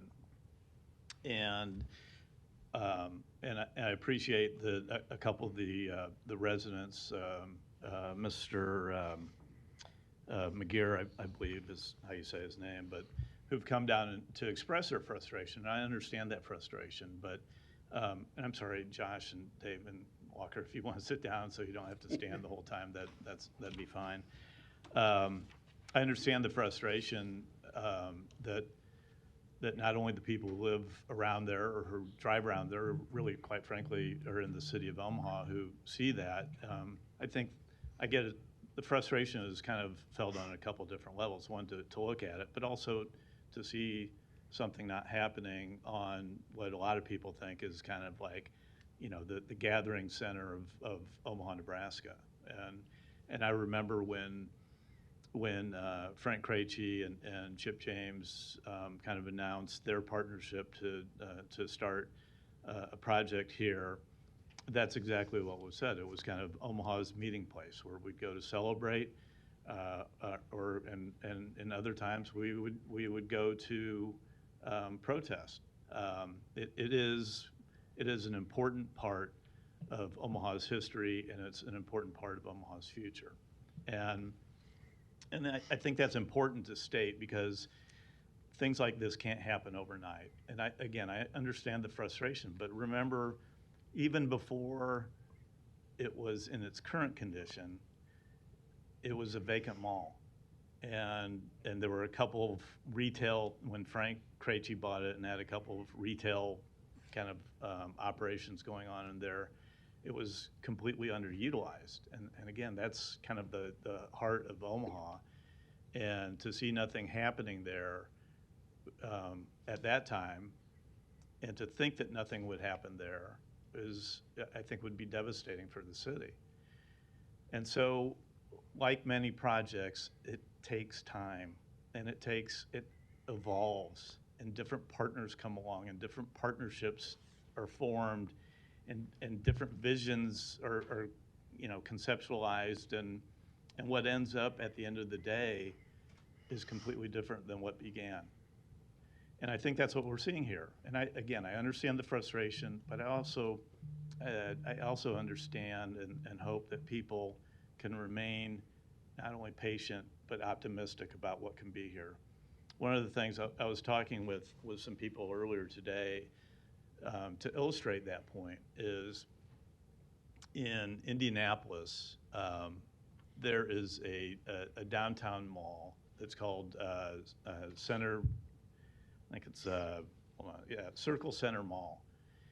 And Circle Center Mall, from its inception, it's downtown Indianapolis. From its inception to its completion was about 18 years. And that's in the heart of downtown Indianapolis. I use that as an example of, again, it takes time. And again, much like Crossroads here, they went through a number of architects, they went through a number of developers, they went through a number of city administrations. But it's keeping your eye on that end goal that you're all working for, and knowing that things will change, COVID will happen, interest rates are going to go crazy, but to maintain that focus and maintain that drive is what's important here. And when Woodbury came in to be a partner in this, with knowing their work around the country, I think Omaha is blessed at this point to have Woodbury involved. And again, when this started, not when this started, because I'm not even going to talk about when this originally had, Rod Yates was proposing something here, and what that, I can't even remember what that amount of that project was, but then when Lockwood and Crate first presented, it was about a $450 million project. And now we're sitting here talking about basically a $900 million project with more density, less office, more commercial, more entertainment. So again, you see how that project has evolved over time, but also thinking about how that really can be optimized at that location. I think that's where we're at today. Specifically, and Josh said it at the end there, and Pete brought it up too, about 72nd and Cass. I mean, really, by the demolition of that facility, it benefits in two ways. One, it increases the walkability of the site, which has been talked about, where now we can strategically place smaller garages around the site closer to the uses that it will complement. And it opens up the opportunity for development of 72nd and Cass, which the highest and best use at 72nd and Cass is not a garage. So I think again, we talk about that evolution of the project. I think we see that again here happen as we get into the project. Oh, there's a better use for that. And we can not only optimize the use on that corner, but also make the site more walkable by placing the garages, smaller garages, more strategically located across the space. The market ultimately is going to determine when this is built out. I think we all look at Exarban and we think what a successful development that's been. And do you know Exarban's not completely built out yet? So again, that goes back to the part about being patient. But I think, again, with the plan that Woodbury has and the phasing of it, certainly seems to me to make a lot of sense. The last thing I think I'm going to touch on today is that when we talk about some of these timelines and having accountability and guidelines and commitments, I understand the reason to have that conversation here today. And as Pete pointed out, this is the plan stage.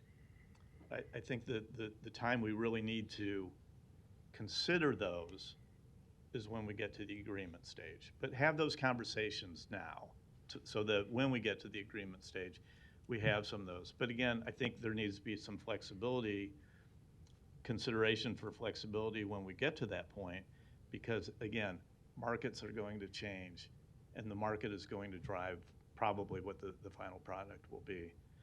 So I'm very happy to be able to sit here and be in support of this. Again, it's, I know it's $861,000 project as it sits on the paper today, but I'm going to call it $900 million. And when we're talking, now I'm going to go up a little more. And now when we're talking about $1 billion project in the center of Omaha, I'm going to figure out a way to make that the best possible outcome for the citizens of Omaha, and I think we're headed in that direction. And I thank Woodbury for their investment and interest in Omaha. Thank you. Mr. Rowe. Thank you, Mr. Festerson. I'd like us to walk across the street to the library site. On 72nd and Dodge, right across the street, we have a $158 million library that's currently under construction. Steel's up well along. It's a $158 million private-public partnership. And the city has a $20 million investment going into that project. And I'd like to ask Jennifer Taylor to come up, if you would, and just explain how that financing mechanism works, and why is it that the library project is a part of this Crossroads agreement? Jennifer Taylor, City Law Department. Thank you very much, Councilman Rowe. I'll answer your question by pointing out a couple of different things. First and foremost, when the city invests in various projects in its community, we oftentimes do so under the guise of the Community Development Law, which is a section of Nebraska state statutes that allow us to invest in various different areas of our community. The Community Development Law allows us to invest in 3 different ways. We can finance projects through the use of tax increment financing, which we talk about a lot here. We can invest in projects through the use of occupation tax financing in enhanced employment areas. And we can invest in projects through the use of redevelopment bonds. When the city issues redevelopment bonds, those bonds are paid for with a specific small portion of the city's levy. That levy and those bonds are authorized under the Community Development Law. Those bonds can be used, and the proceeds from those bonds can only be used in community development areas pursuant to a redevelopment plan. So both sites, the Crossroads site and the library site, are within community redevelopment areas. The Crossroads project is subject to an active and approved redevelopment plan. The library site is not. So in order to allow the city to issue redevelopment bonds and invest those proceeds in the library site, as we have agreed to do to the tune of $20 million, we need to have an approved redevelopment project plan for that site. It makes sense to actually include the library site with the Crossroads amendment because, 1, the 2 projects are immediately adjacent to each other. They're across the street. 2, they're both at 72nd and Dodge, and I think both the library and the Crossroads development teams see a lot of cross-use between the 2 projects. So I think everyone envisions you can go to the library and enjoy that. You can go across the street and enjoy the amenities of Crossroads and vice versa. So it makes sense to bring those 2 projects together within the same redevelopment plan. I would also remind the council that redevelopment plans are always put forth by the city. This is the city's development plan for its community, and specifically for this corner. So to bring these 2 things together makes sense from a city purpose. It allows us to participate and invest in both projects. In the Crossroads projects, the use of tax increment financing, occupation tax financing in enhanced employment area, and redevelopment bonds. So actually, in this plan, we're using all 3 financing sources that the Community Development Law allows us to use underneath this one plan. All 3 of those will be utilized here so that the city can invest in both of these projects. However, I cannot invest in the library project without an approved project plan. That's a perfect explanation. I'm glad you were here. Thank you. I just wanted to make sure there wasn't any confusion that these 2 projects are in some way connected financially or in ownership. It's 2 different projects. It's just we need to include it in the part of the plan. And because of the nexus, it's right across the street, it makes a lot of sense to put that together. And now we have a mechanism to use the proceeds of the bonds to pay some bills that are going to be coming due. Correct. They are 2 separate projects. They are connected because the city sees them both as great investments in this one very key corner, but they are separate projects that we are separately investing in. Great, thank you. Thanks for fleshing that out. I think that was important too. And I would also say it's important that we keep in mind the pedestrian connection here to the library and to the Crossroads site and making that safe for people, so we do have that symbiosis that could occur. Ms. Melton, you're recognized. Oh, thank you. And I'm going to ask Ms. Hadley if you could come back up. Sorry, I don't think you probably weren't expecting that, but Ms. Taylor talks about investment, and we all sit up here and know it because we talk about how tax increment financing works. However, just this morning on the radio, I heard somebody go, "This is my taxpayer money paying for Crossroads." Currently, they're paying property taxes on this property. I don't know how much, but I'm assuming it's quite a bit in property taxes. Once if this never gets redeveloped, it just basically, it could even go down. Without any tax increment financing, that keeps it from never going down. It'll only go up. But we actually could lose money, property tax money on this if we don't do something or don't have development on this land. Is that correct? Correct. Bridget Hadley, City Planning, correct. If we don't participate through public-private partnership with this tool to encourage this redevelopment, then the developers without this tool would not be able to redevelop the site to the tune that they're talking about. The site could stay as it is. And over time, that could cause deterioration in the valuation. So yes.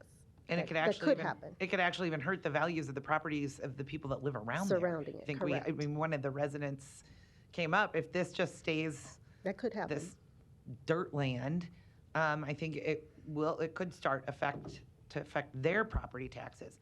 Now, the other thing I heard is, well, you're giving my tax money to developers. Are we giving any money away?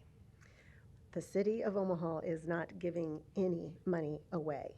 As I have said in the past, I know we use the term financing,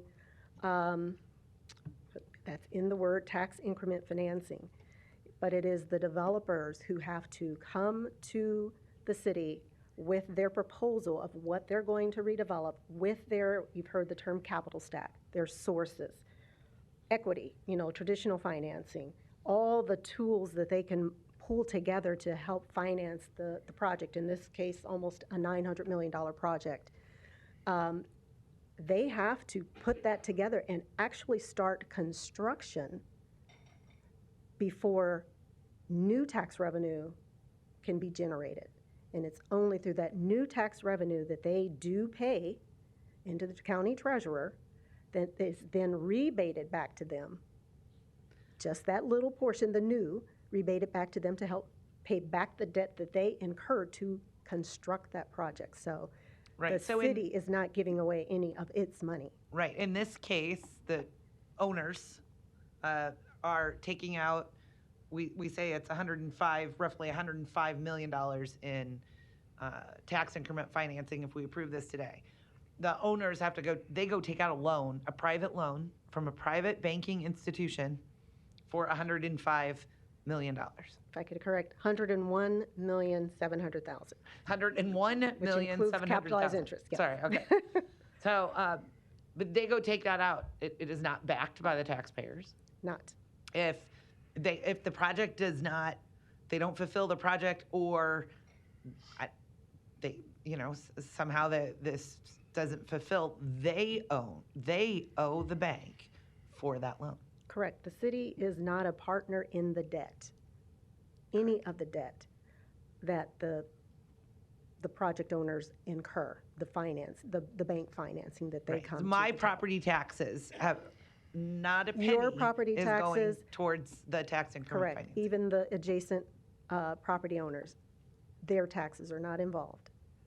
And I always want to be clear, because that's what I hear. My tax dollars are going into this. Nope. They're not. No. And so it's not that there's $101 million that we could be spending on streets. There is no $100 million. That's a loan they're taking out from one of their banks. Right. Okay.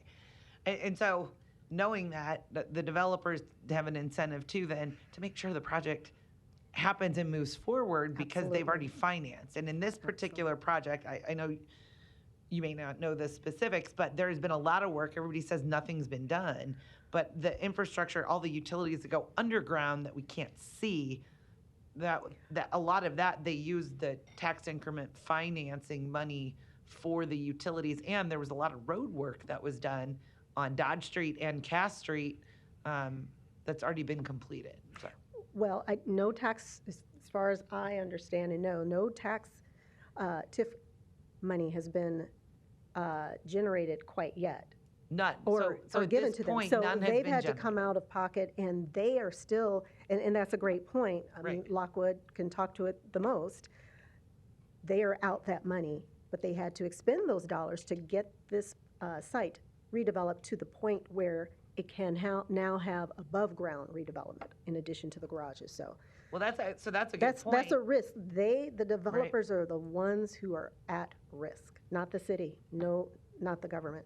Yet we reap the benefits, so. Absolutely, At the end. public does. But at this point, I know, there's been millions of dollars already spent on that Yes.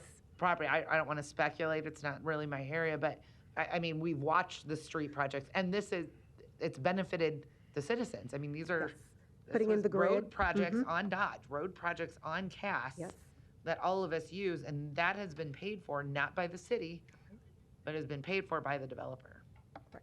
And currently, I guess I wasn't aware that there'd been, I was assuming there was TIF money being used for that, because those are projects that qualify for Yeah. tax increment financing. They do qualify, but this project has a lot of different funding mechanisms involved. Okay, well, I think that's a good point already, that they've already made that investment in the area. So anyway, I thank you for answering the question. I know I've asked you the same question probably 20 times over the last couple of years, but for some reason, not everybody hears it. So I like to have you come back up and re-explain TIF every couple months, so. I'll be back next And week. your website is fabulous. The planning website for tax increment financing is amazing, and I know you're always open and you welcome calls, and you will take as much time as anyone wants to explain it to them so that they can understand it. So we're very fortunate to have you in charge of of these projects. So thank you. Thank you. I just will say, if I misspoke on any of the numbers, for the development team or anyone else to correct me. Thank you. Thank you. Thank you, Mr. Bigley. Thanks, Mr. President. My good friend, Councilmember Rowe, mentioned, Jennifer mentioned, she answered a lot of the questions regarding the separation of the library in this project. And I know when so Crossroads is on the north side, that's Council Festerson, Festerson's district. And the library that Councilmember Rowe mentioned, he's excited about libraries not only there, but also, I think, one on 204th and F he's pretty excited about. So when you look at this project at the Crossroads, and Council President Festerson mentioned the frustration from the past that we've dealt with Crossroads, that there's nothing going vertical. And if you look at the library site there, it is going vertical, and it's exciting to see the transformation of that southwest part of 72nd Dodge. And as we go back to the Crossroads, that the rebooting or the changing of the guard that is going on now, meeting Mr. Berger and his team, I got all the confidence in the world in this project that'll be the footprint of 72nd Dodge Street. I know a few of us went last month and signed the beam for the new library that HCR hosted, and that's going to be great there. And Council President Festerson talked about the walkability connecting the north side of Dodge, the library, and I'll go one step further even to one of our constituents in Elmwood is here. Also the walkability from people in the Elmwood Neighborhood Association on the southeast side, where I'm going to go to a neighborhood meeting tonight. It's important that all those connections are made with these projects. I know Public Works and others have been working on this, but in respect to the Crossroads, Woodbury taking over, and the great things were, all the things that the neighbors to the north of the Crossroads, that Council President Festerson has talked to those folks and dealt with this frustration. I know going forward, it's going to be a project where we start seeing the infrastructure that OPPD and others have put in along Dodge and Cass. And as we look forward to this site and the rebranding, that there's going to be more housing available, and they change, as was spelled out earlier, the retail, the hotel, the entertainment, they're changing how that's looking in the updates. So I am going to be supporting this and glad to do it today, because it is a transformational location in our city, as was mentioned, and connecting the library to the people in the Elmwood Park Neighborhood Association and others in the city. The Orbit line goes through there. When we think big in Omaha, 72nd Dodge and this redevelopment is part of it, and I'm glad to support it today. Thanks, Mr. President. Thank you. There's no further lights. There was a motion and a second to approve. Roll call. Melton. Yes. Rowe. Bagley. Harding. Hug. Johnson. Mr. President. Yes. Motion passed 7-0. Thank you. Thank you all very much. Consent agenda. Any member of the city council may cause any item placed on the consent agenda to be removed. Items removed from the consent agenda shall be taken up by the city council immediately following the consent agenda in the order in which they were removed unless otherwise provided by the city council rules of order. The public hearings on agenda items 24 through 26 were held on April 16th. I don't see any further lights. Is there a motion? Move the approval. Motion and a second. Roll call. Melton. Yes. Rowe. Bagley. Harding. Hug. Johnson. Mr. President. Yes. Motion passed 7-0. The public hearings on agenda items 27 through 31 are today. If you wish to address the city council regarding these items, please come to the microphone, indicate the agenda item number you wish to address, identify yourself by name, address, and who you represent, and if you are a proponent or an opponent. These are items 27 through 31.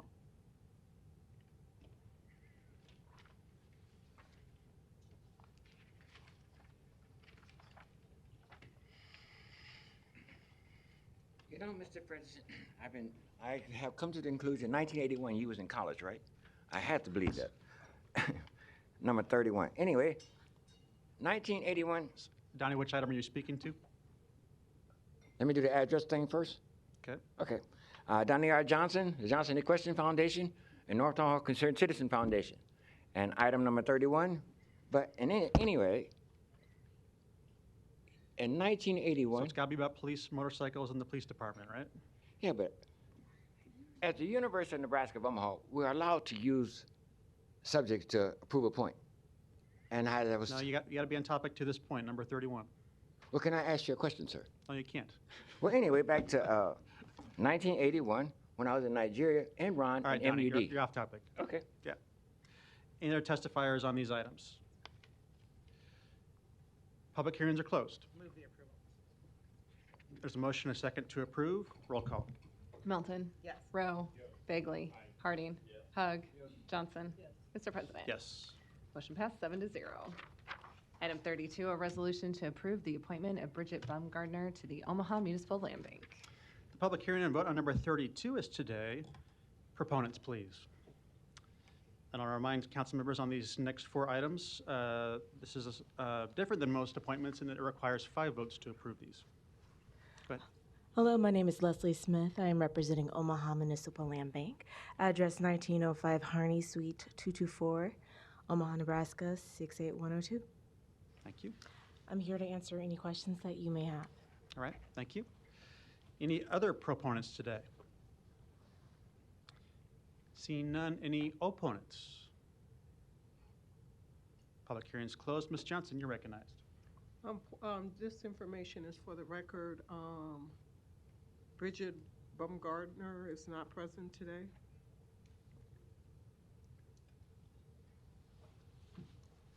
Bridget was here earlier.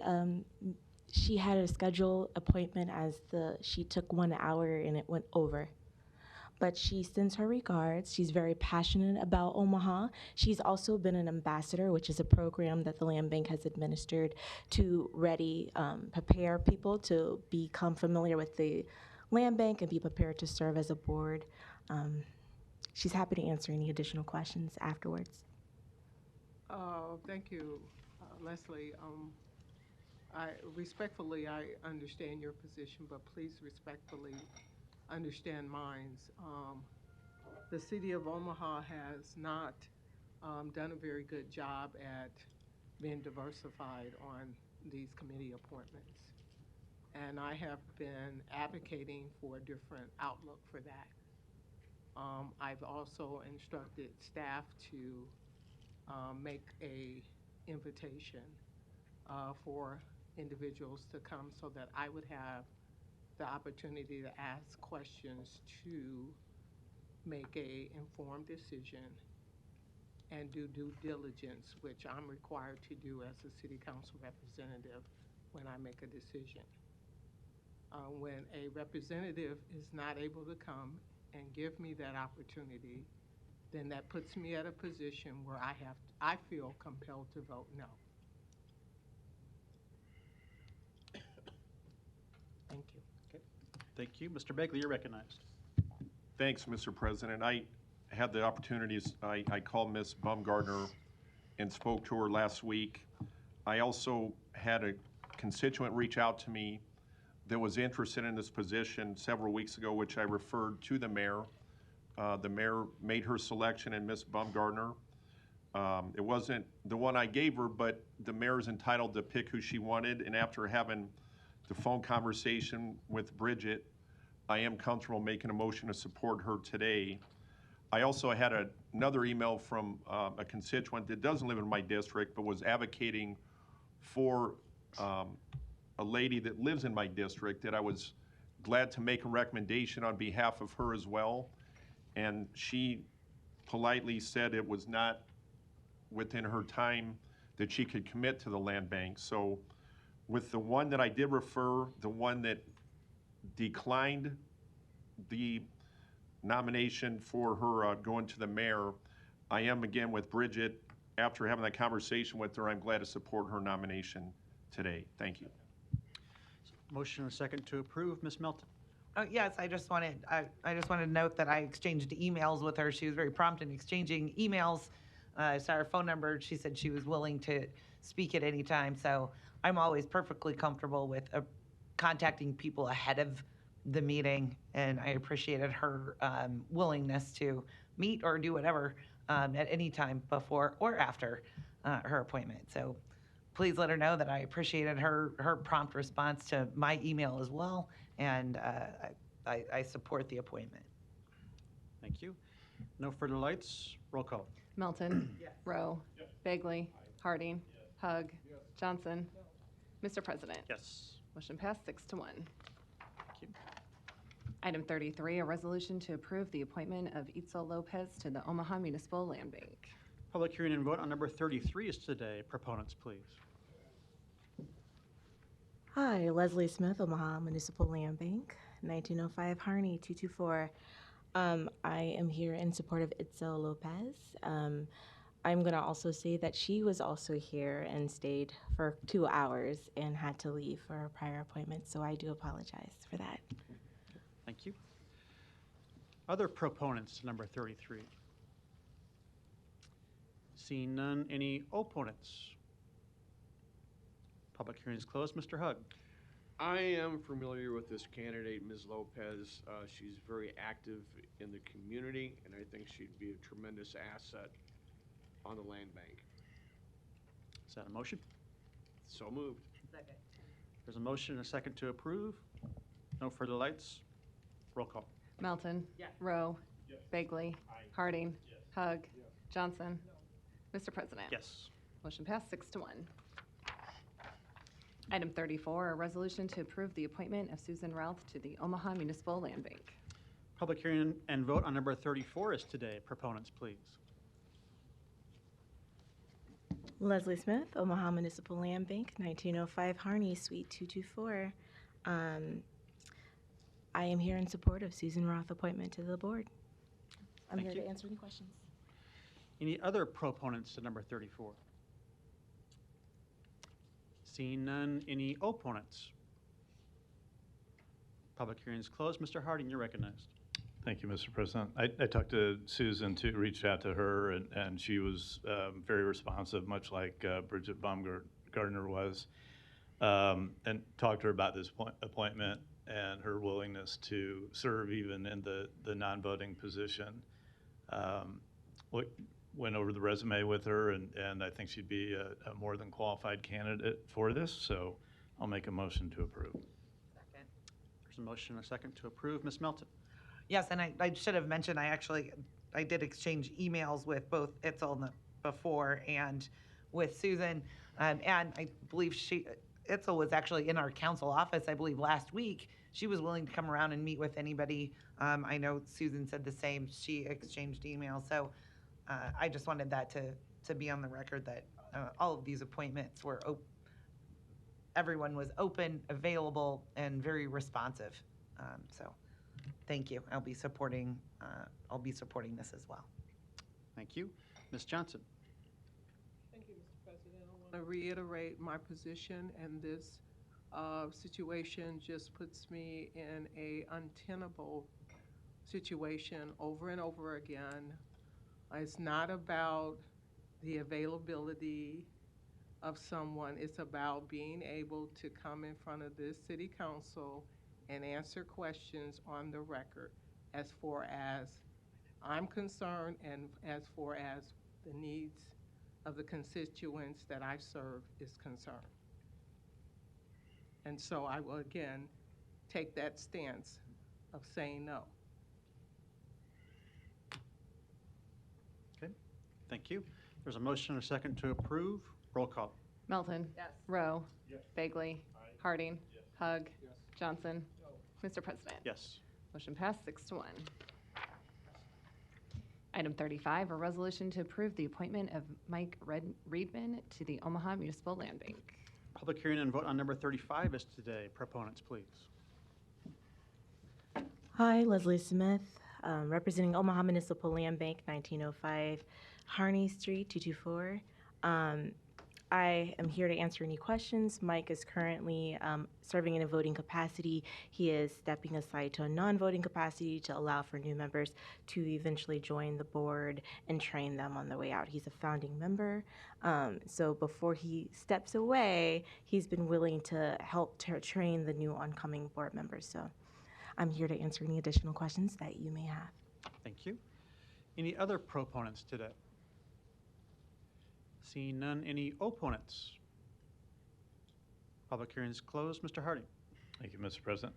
I've talked to Mike numerous times about his position on the land bank and his active engagement with the Omaha Area Board of Realtors. He's eminently qualified to continue to serve in this position, but as Ms. Smith pointed out, I think he's making way for someone else to learn about and be active and take a role in the land bank. And I admire him for taking that step aside so that he can continue to mentor as a non-voting member, but also open up that opportunity for someone else to serve in that volunteer role. So I will be supportive of Mr. Reedman's appointment.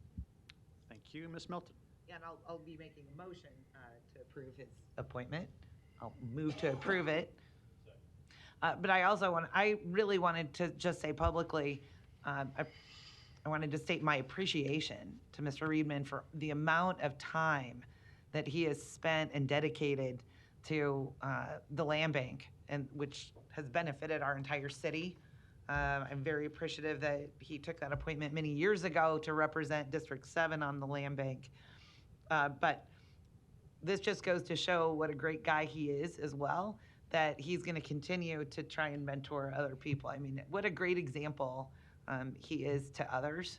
And so I appreciate all his time. I found absolutely no need for him to come down. He's been on the land bank for so many years, and he is always available, makes himself available for any questions. And in fact, is just going from he's already on the land bank. He's going from a voting member to a non-voting member. So a no vote today for him would just leave him as a voting member. So I look forward to continuing to work with him, and please extend our appreciation for all the years of work he's done for the land bank. Thank you. No further lights. There's a motion and a second. Roll call. Melton. Yes. Rowe. Bagley. Harding. Hug. Johnson. Mr. President. Yes. Motion passed 6-1. Item 36, an ordinance vacating the east-west alley from 11th Street to 12th Street between Izzard Street and Nicholas Street. Planning Board and Planning Department recommend approval. Public hearing on number 36 is today. Proponents, please.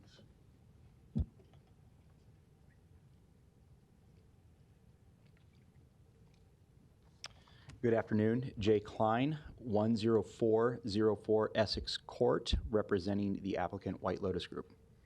Thank you. Any other proponents? Seeing none, any opponents? Public hearing is closed. Item 37, an ordinance to approve a 5-year agreement with U.S. Venture, Inc. for the sale of biogas by the Papillion Creek Water Resource Recovery Facility. Public hearing on number 37 is today. Proponents, please. Good afternoon. Jim Tyler, City of Omaha Public Works. Bob Stubbe did have to step out, so I'll be around for the rest of the meeting if there's any questions after this item. I'd also like to take the opportunity, and if Bob was here, he wouldn't be happy with me saying this.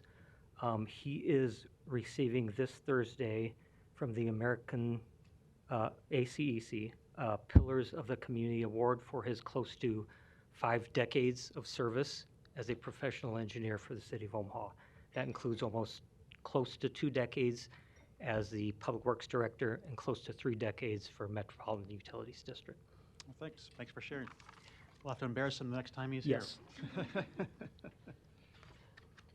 So this project, and I'm going to use some graphics here to help illustrate what we're talking about.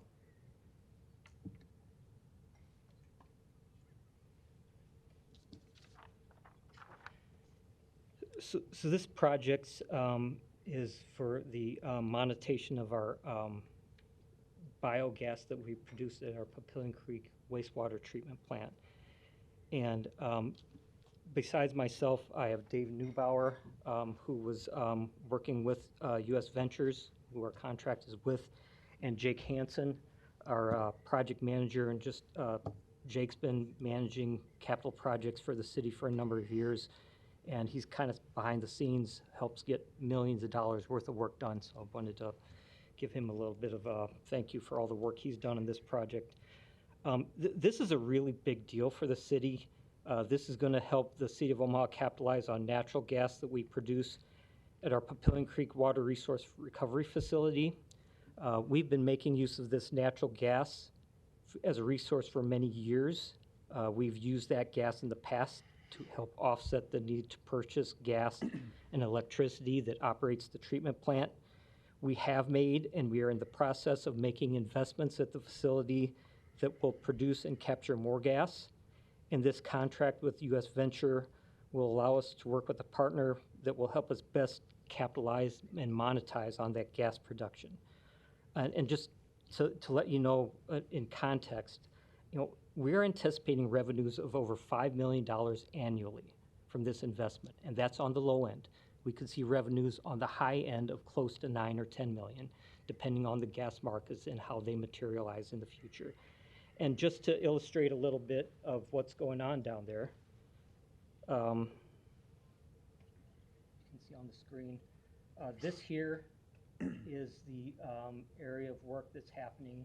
Our biogas conditioning building, that's where we installed equipment that's going to clean the gas that allows us to sell it to the pipeline. The cogeneration building is where we're adding capacity to convert that gas to energy. The thermophilic digesters. The digesters, that's where we produce the gas. It's the stomach of the treatment plant. The treatment plant's very much like the human body. The digesters are like our stomach. That's where we take care of the solid material. That's where the gas is produced. The liquid stream that comes through these trickling filters. This is the stomach of the stomach. The liquid stream is like our body's kidneys, and it cleans and filters the liquids that come out of the treatment plant and discharges it safely into the environment. And I'd like to talk about those things that we do there. Just also to put into perspective a little bit, and this isn't something we talk about a lot, this is a graphic from the city's budget. Hey, Jim, Yep. could you just move the microphone over because I think it's not picking you up? There you go. Sure, sorry about that. This is a graphic from the 2024 budget. And so if you see as a kind of a revenue source for the city's budget, we are in line with property tax and sales tax of about 13% of the city's budget. We're a big wastewater utility with $220 million of revenue annually. This is going to be a great source of revenue to help support that overall revenue that we bring in to operate, maintain, and continue to build on that treatment plant and collection system to serve the metro area. We did go through I'll go back this way. We did go through a competitive selection process to select U.S. Ventures for this contract. Our evaluation team included members of the finance and law departments, and we worked closely with our engineering consultant, HDR, in the development of this. They've been working with other communities who have gone through this effort prior to us. Our finance and law departments were also involved in negotiations of the contract terms. This is a 5-year contract with an option for a one-time 5-year renewal. Really, these decisions that we had to make on this effort were less engineering and more financial, and that's why we heavily involved our city finance department and Director Curtis in the decisions we made on how to move forward with this contract. And like I said, the revenues will help pay for future operations, maintenance, and capital expenditures we make for our wastewater collection and treatment system. I'm now going to go ahead and step aside, and I'm going to let Dave Neubauer make a few statements of how this all works and how it's going to benefit the city and our ability to take advantage of natural gas as a valuable commodity in the energy markets. And I'm available myself for any additional questions. Thank you. Good afternoon. I'm Dave Neubauer. My firm is N1 Energy, and I'm here representing U.S. Venture, Inc., who will be the counterparty to the city on this agreement. I'm also an Omaha citizen, 6729 Davenport Street.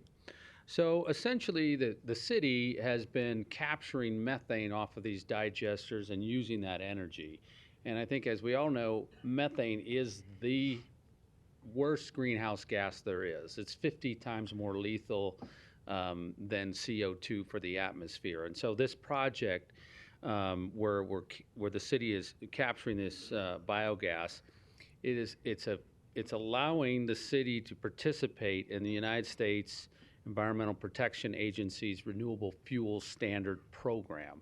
And so that program requires that large refiners in the U.S. demonstrate lower emissions through the use of lower emission fuels and lower tailpipe emissions. And so effectively, through the regulatory process, we're able to match up with large refiners and also utilities that need renewable natural gas so that they can meet their requirements, and they're going to effectively, they pay for the currency of that is our environmental credits, which are typically called RIN credits. And those credits trade in the marketplace. It's a very onerous compliance process for large refiners, large utilities, and also for biogas producers who capture that. The EPA is very stringent on the requirements in order to generate and monetize these types of credits. So the city of Omaha's team has worked very hard to satisfy all the requirements to submit this project to the EPA for its approval. And that's on track to be submitted here in the next few weeks. And then once that project's approved, then that gas, when it's cleaned up, goes into, in this case, is connected with the Black Hills Energy System. They'll accept that gas, and that gas physically will be consumed in this area, but it will be routed to other locations, effectively to go into transportation vehicles as compressed natural gas. So it's a pretty complicated process, but it also encourages cities, municipalities to capture that methane, to clean up that methane, and it encourages refiners to build dispensing stations that use compressed natural gas. So it's kind of a push and a pull program by the EPA. And the supply and demand of those credits is a function of how much gas gets captured in the marketplace versus how much the EPA is requiring. And their requirements change, every year. So as Jim had described, this translates into a very good economic benefit to the city, where they can capture and monetize those environmental attributes and then pass that value back to the city. And in today's market value, that would be somewhere between $6 and $10 million annually for the city.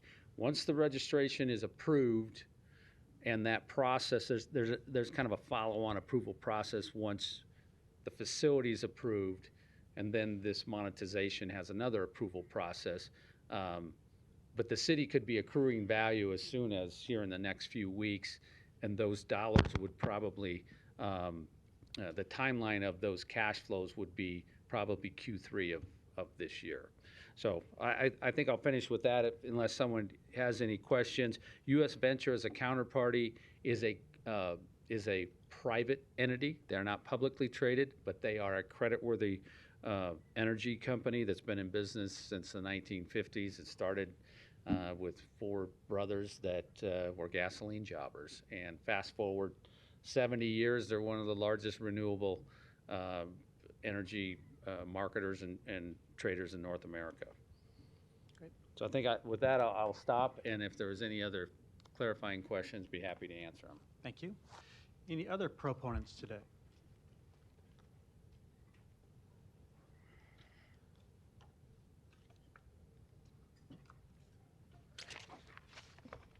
I ain't gonna screw up like they did on Concord here at the City Council.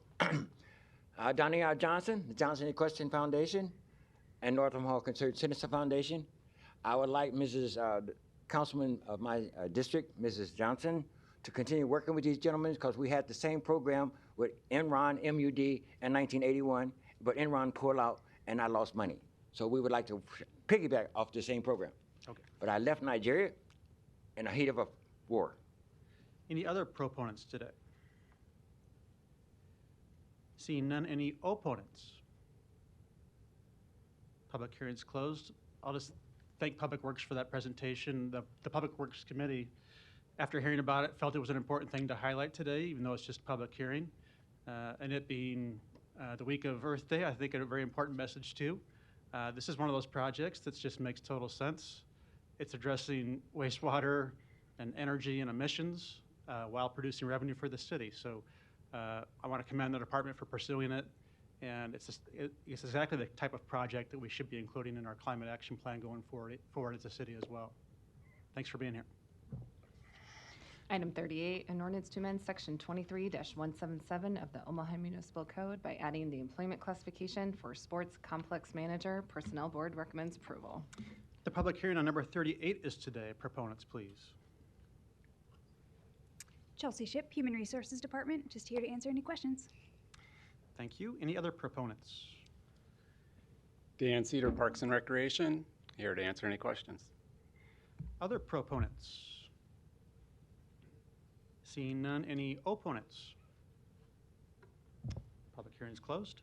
Item 39, an ordinance to approve the Omaha Downtown Improvement District Association 2024-2025 budget and work plan, and to levy a special tax and assessment on all lots and pieces of real estate within the BID.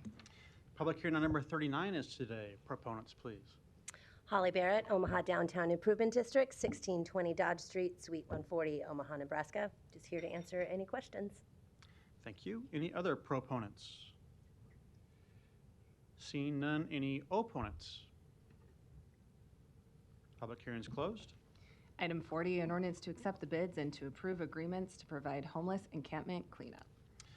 Public hearing on number 40 is today. Proponents, please.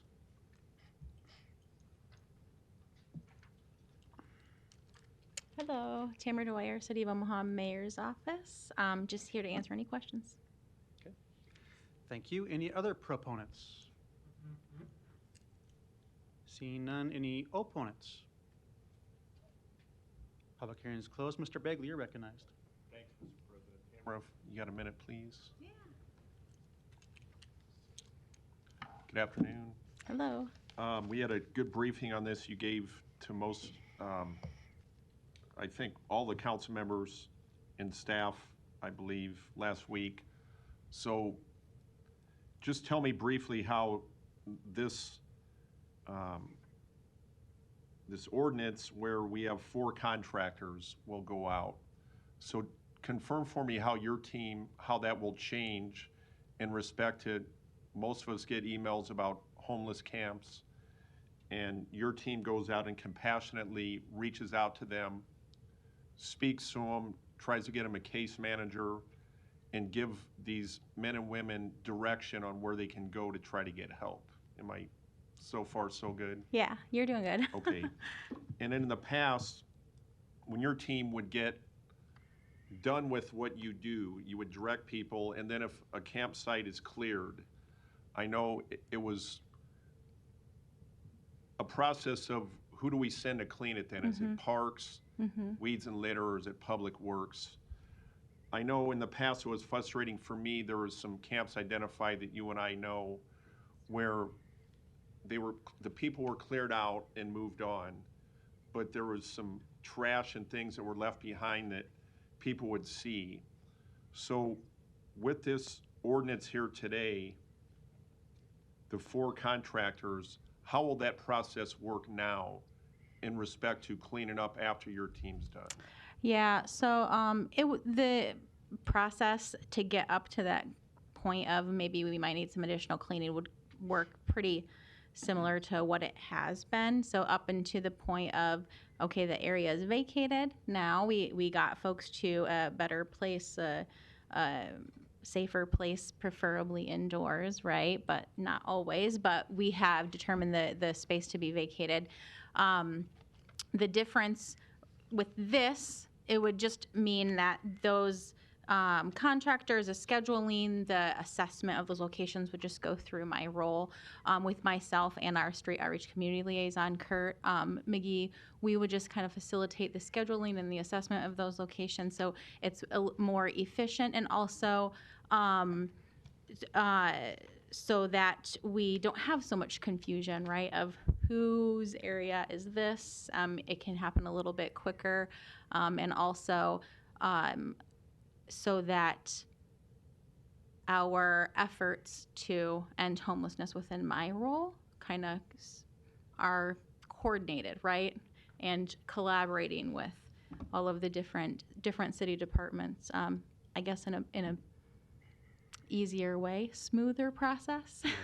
That's how you conveyed it in the Yeah. meeting that I was in last week. And it is a more efficient process, I think it's fair to say, is the hope going forward on this ordinance that the public properties will be cleaned more, I'm hoping quicker and more efficiently, but it doesn't take away from the work your team does to still try to connect the people Yeah. that are struggling with homelessness to get them connected. But this is just the other end of it. Once you guys are done and deem the site clear, Yeah. then these contractors will go in and clean the site. Yeah, our main goal is to try to get folks to connected to services or housing or shelter, whatever that looks like.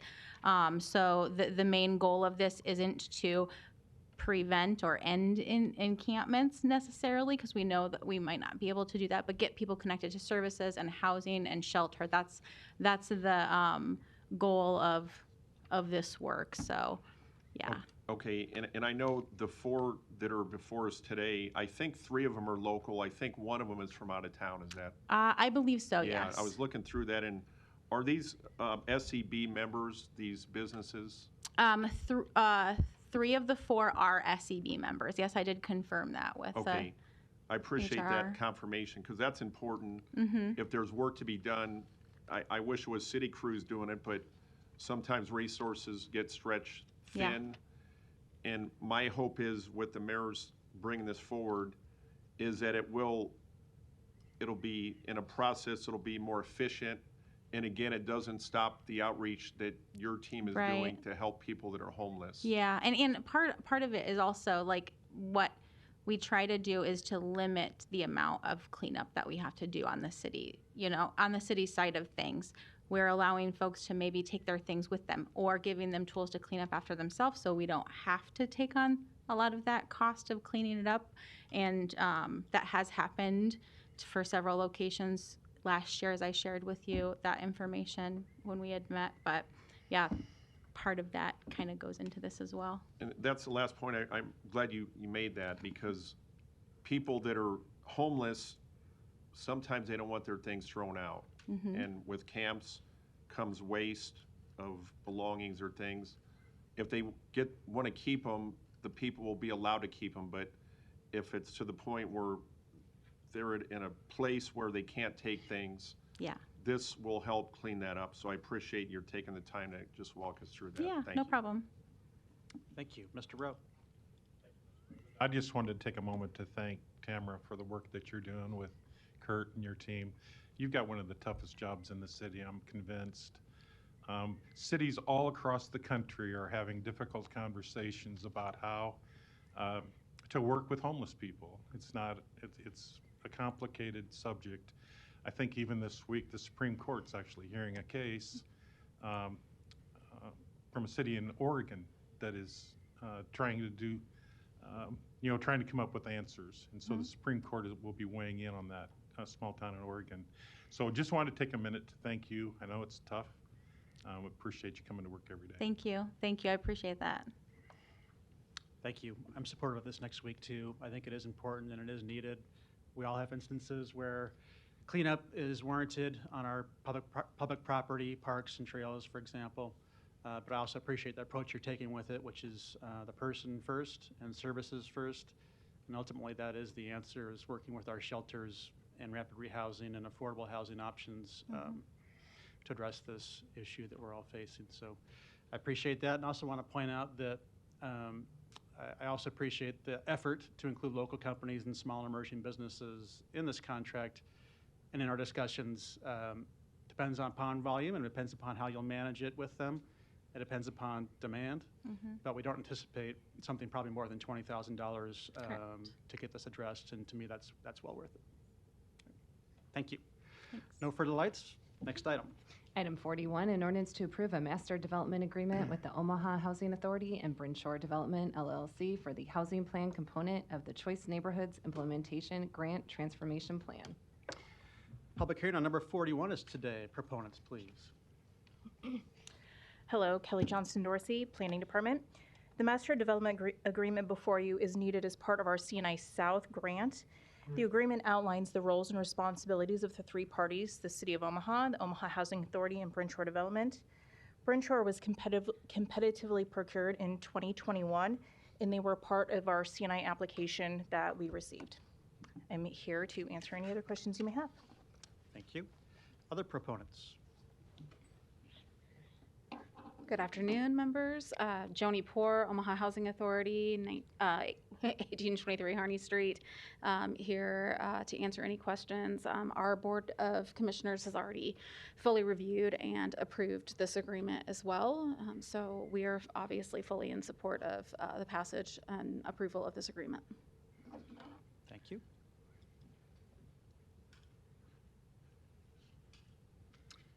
Hi, Todd Lieberman, Brinshore Development, 222 West Gregory, number 200, Kansas City, Missouri. Brinshore has been fortunate to work with the City of Omaha, the Omaha Housing Authorities, and place-based nonprofits both in North Omaha and South Omaha. And we're very excited to continue the transformation work and revitalization work with the City of Omaha through this work in South Omaha. Thank you. Thank you. Other proponents? Seeing none, any opponents? Public hearing's closed. Next item. Thank you. Item 42, an ordinance to amend various sections of Chapter 10 of the Omaha Municipal Code to increase the contract threshold for participation in the city's contractor provisions from $500,000 to $650,000. Public hearing on number 42 is today. Proponents, please. Hi, good afternoon, members of the City Council. Caitlin DeHelius, Director of the Human Rights and Relations Department for the City of Omaha. We are advancing this amendment to the Contractor Provisions Ordinance to clarify, actually update that the ordinance will apply to contracts in excess of $650,000 in construction, and that's to track with the changes to the EEIP ordinance, which is item number 43. We administer them together, and so it makes sense for them to track at a similar amount. The other amendments to this ordinance simply clarify some definitions, again, to track with the EEIP ordinance. And there's one small change, which focuses on that the ordinance applies to city projects regardless of whether the city has a right to use the property or whether it's within the city limits. I'm here to answer any questions. Thank you. Any other proponents? Seeing none, any opponents? Public hearing is closed. Item 43, an ordinance to amend various sections of Chapter 10 of the Omaha Municipal Code to rename the city's Economic Equity and Inclusion Program and clean up language in the provisions. Public hearing on number 43 is today. Proponents, please. Good afternoon. Caitlin DeHelius, the Director of the Human Rights and Relations Department. I'm here in support of this ordinance amendments. We are proposing an amendment of the Economic Equity and Inclusion Plan ordinance to update the amounts that of the dollar value of contracts to which the EEIP program applies to $650,000 for city construction contracts and $150,000 for consulting contracts. That tracks with the rate of inflation from 2015 when EEIP started to now. The $150,000 adjustment also aligns with the professional services process, which was recently changed from $100,000 to $150,000 for their top threshold. The ordinance amendments also clarify the timeline under which the companies need to submit their plans and quarterly reports, clarifies some definitions within the ordinance, and also clarifies penalties for noncompliance. I'm here to answer any questions. Thank you. And thanks for that overview. I know we talked about it this morning, and I think for those that are watching this particular item or involved in this program, the purpose for the thresholds is just an update, given we first adopted this ordinance in 2015, recognizing inflation and progression of time, and then the penalties for actually noncompliance you just described, which we believe will make the program stronger. Is that a correct assessment? Yes, the penalties for noncompliance, I think, aren't actually stronger. I wouldn't say they're more incremental because we've added a penalty that a contractor who doesn't comply with the EEIP program updates or quarterly reports, that they are precluded from bidding on city contracts for 6 months the first time that they fail to comply, and then for 1 year the second time. Historically in the ordinance, the consequence was 1 year period. We're also adding in a timeline so that it's super clear when the penalties apply, and that's if a contractor is 30 days behind in submitting their reports. And so when the reports are due, we'll give them a reminder and say, your reports are due. If you don't provide them by this deadline, 30 days out, you'll be precluded from bidding on city contracts for a period of 6 months. So we'd make it super clear, and the timelines are within the ordinance. Everyone's aligned on them. And should this pass, she'll obviously be having that outreach and those conversations with folks and companies that are in this program? Absolutely. Yeah, great. Thank you. Yep. Any other proponents today? Seeing none, any opponents? Excuse me? You're an opponent, right, Larry? Yeah, I surprised you. Go ahead. It's Larry Storr, 5015 Lafayette Avenue, Omaha, 68132. I'm a proponent of this because I do think you need to change the language. And the reason I say this, I've spoke about it before. This is the language of Marxism, cultural Marxism. Don't believe me, go read about it with some of your favorite authors and maybe even attend one of these meetings. I'll give you a card for the one this Friday night. Dr. Mark Christian. It's one of them that knows about it. He's a converted Muslim, now a Christian. I've been going for 8 weeks now. He has a class going. But I've studied this before. I also go on Friday mornings to the Hillsdale group that talks about everything American and occasionally socialism, Marxism, totalitarianism, and why we are not a democracy, why most democracies failed. But this program is a part of a national program that is written up by people with a lot of money, and they have 501c3s that maybe get tax exemptions. But it's a Marxist language that is out to change our culture. I don't need to help support diversity, equity, inclusion because the Constitution says we're all equal. If you're not treating me equal, I'm going to tell you. If you're not treating people of other colors equal, I'm going to tell you. I have a little colored blood in me. I have a little Indian blood in me. I don't know what else. But neither did a lot of the colonists because they intermingled with different races and things. Even the royalty over in Europe did. They intermarried different countries, different people in order to get power. But you need to change this and get it out of your language. If you want to keep the program, that's fine. But take the wording out of it and word it from an American constitutional standpoint, not a Marxist, anti-American standpoint. Thank you. Thank you. Any other opponents today? Seeing none, public hearing is closed. Non-action items, items 44 through 77 do not require public hearing or city council consideration at this meeting, but will be placed on a future agenda for public hearing and or vote.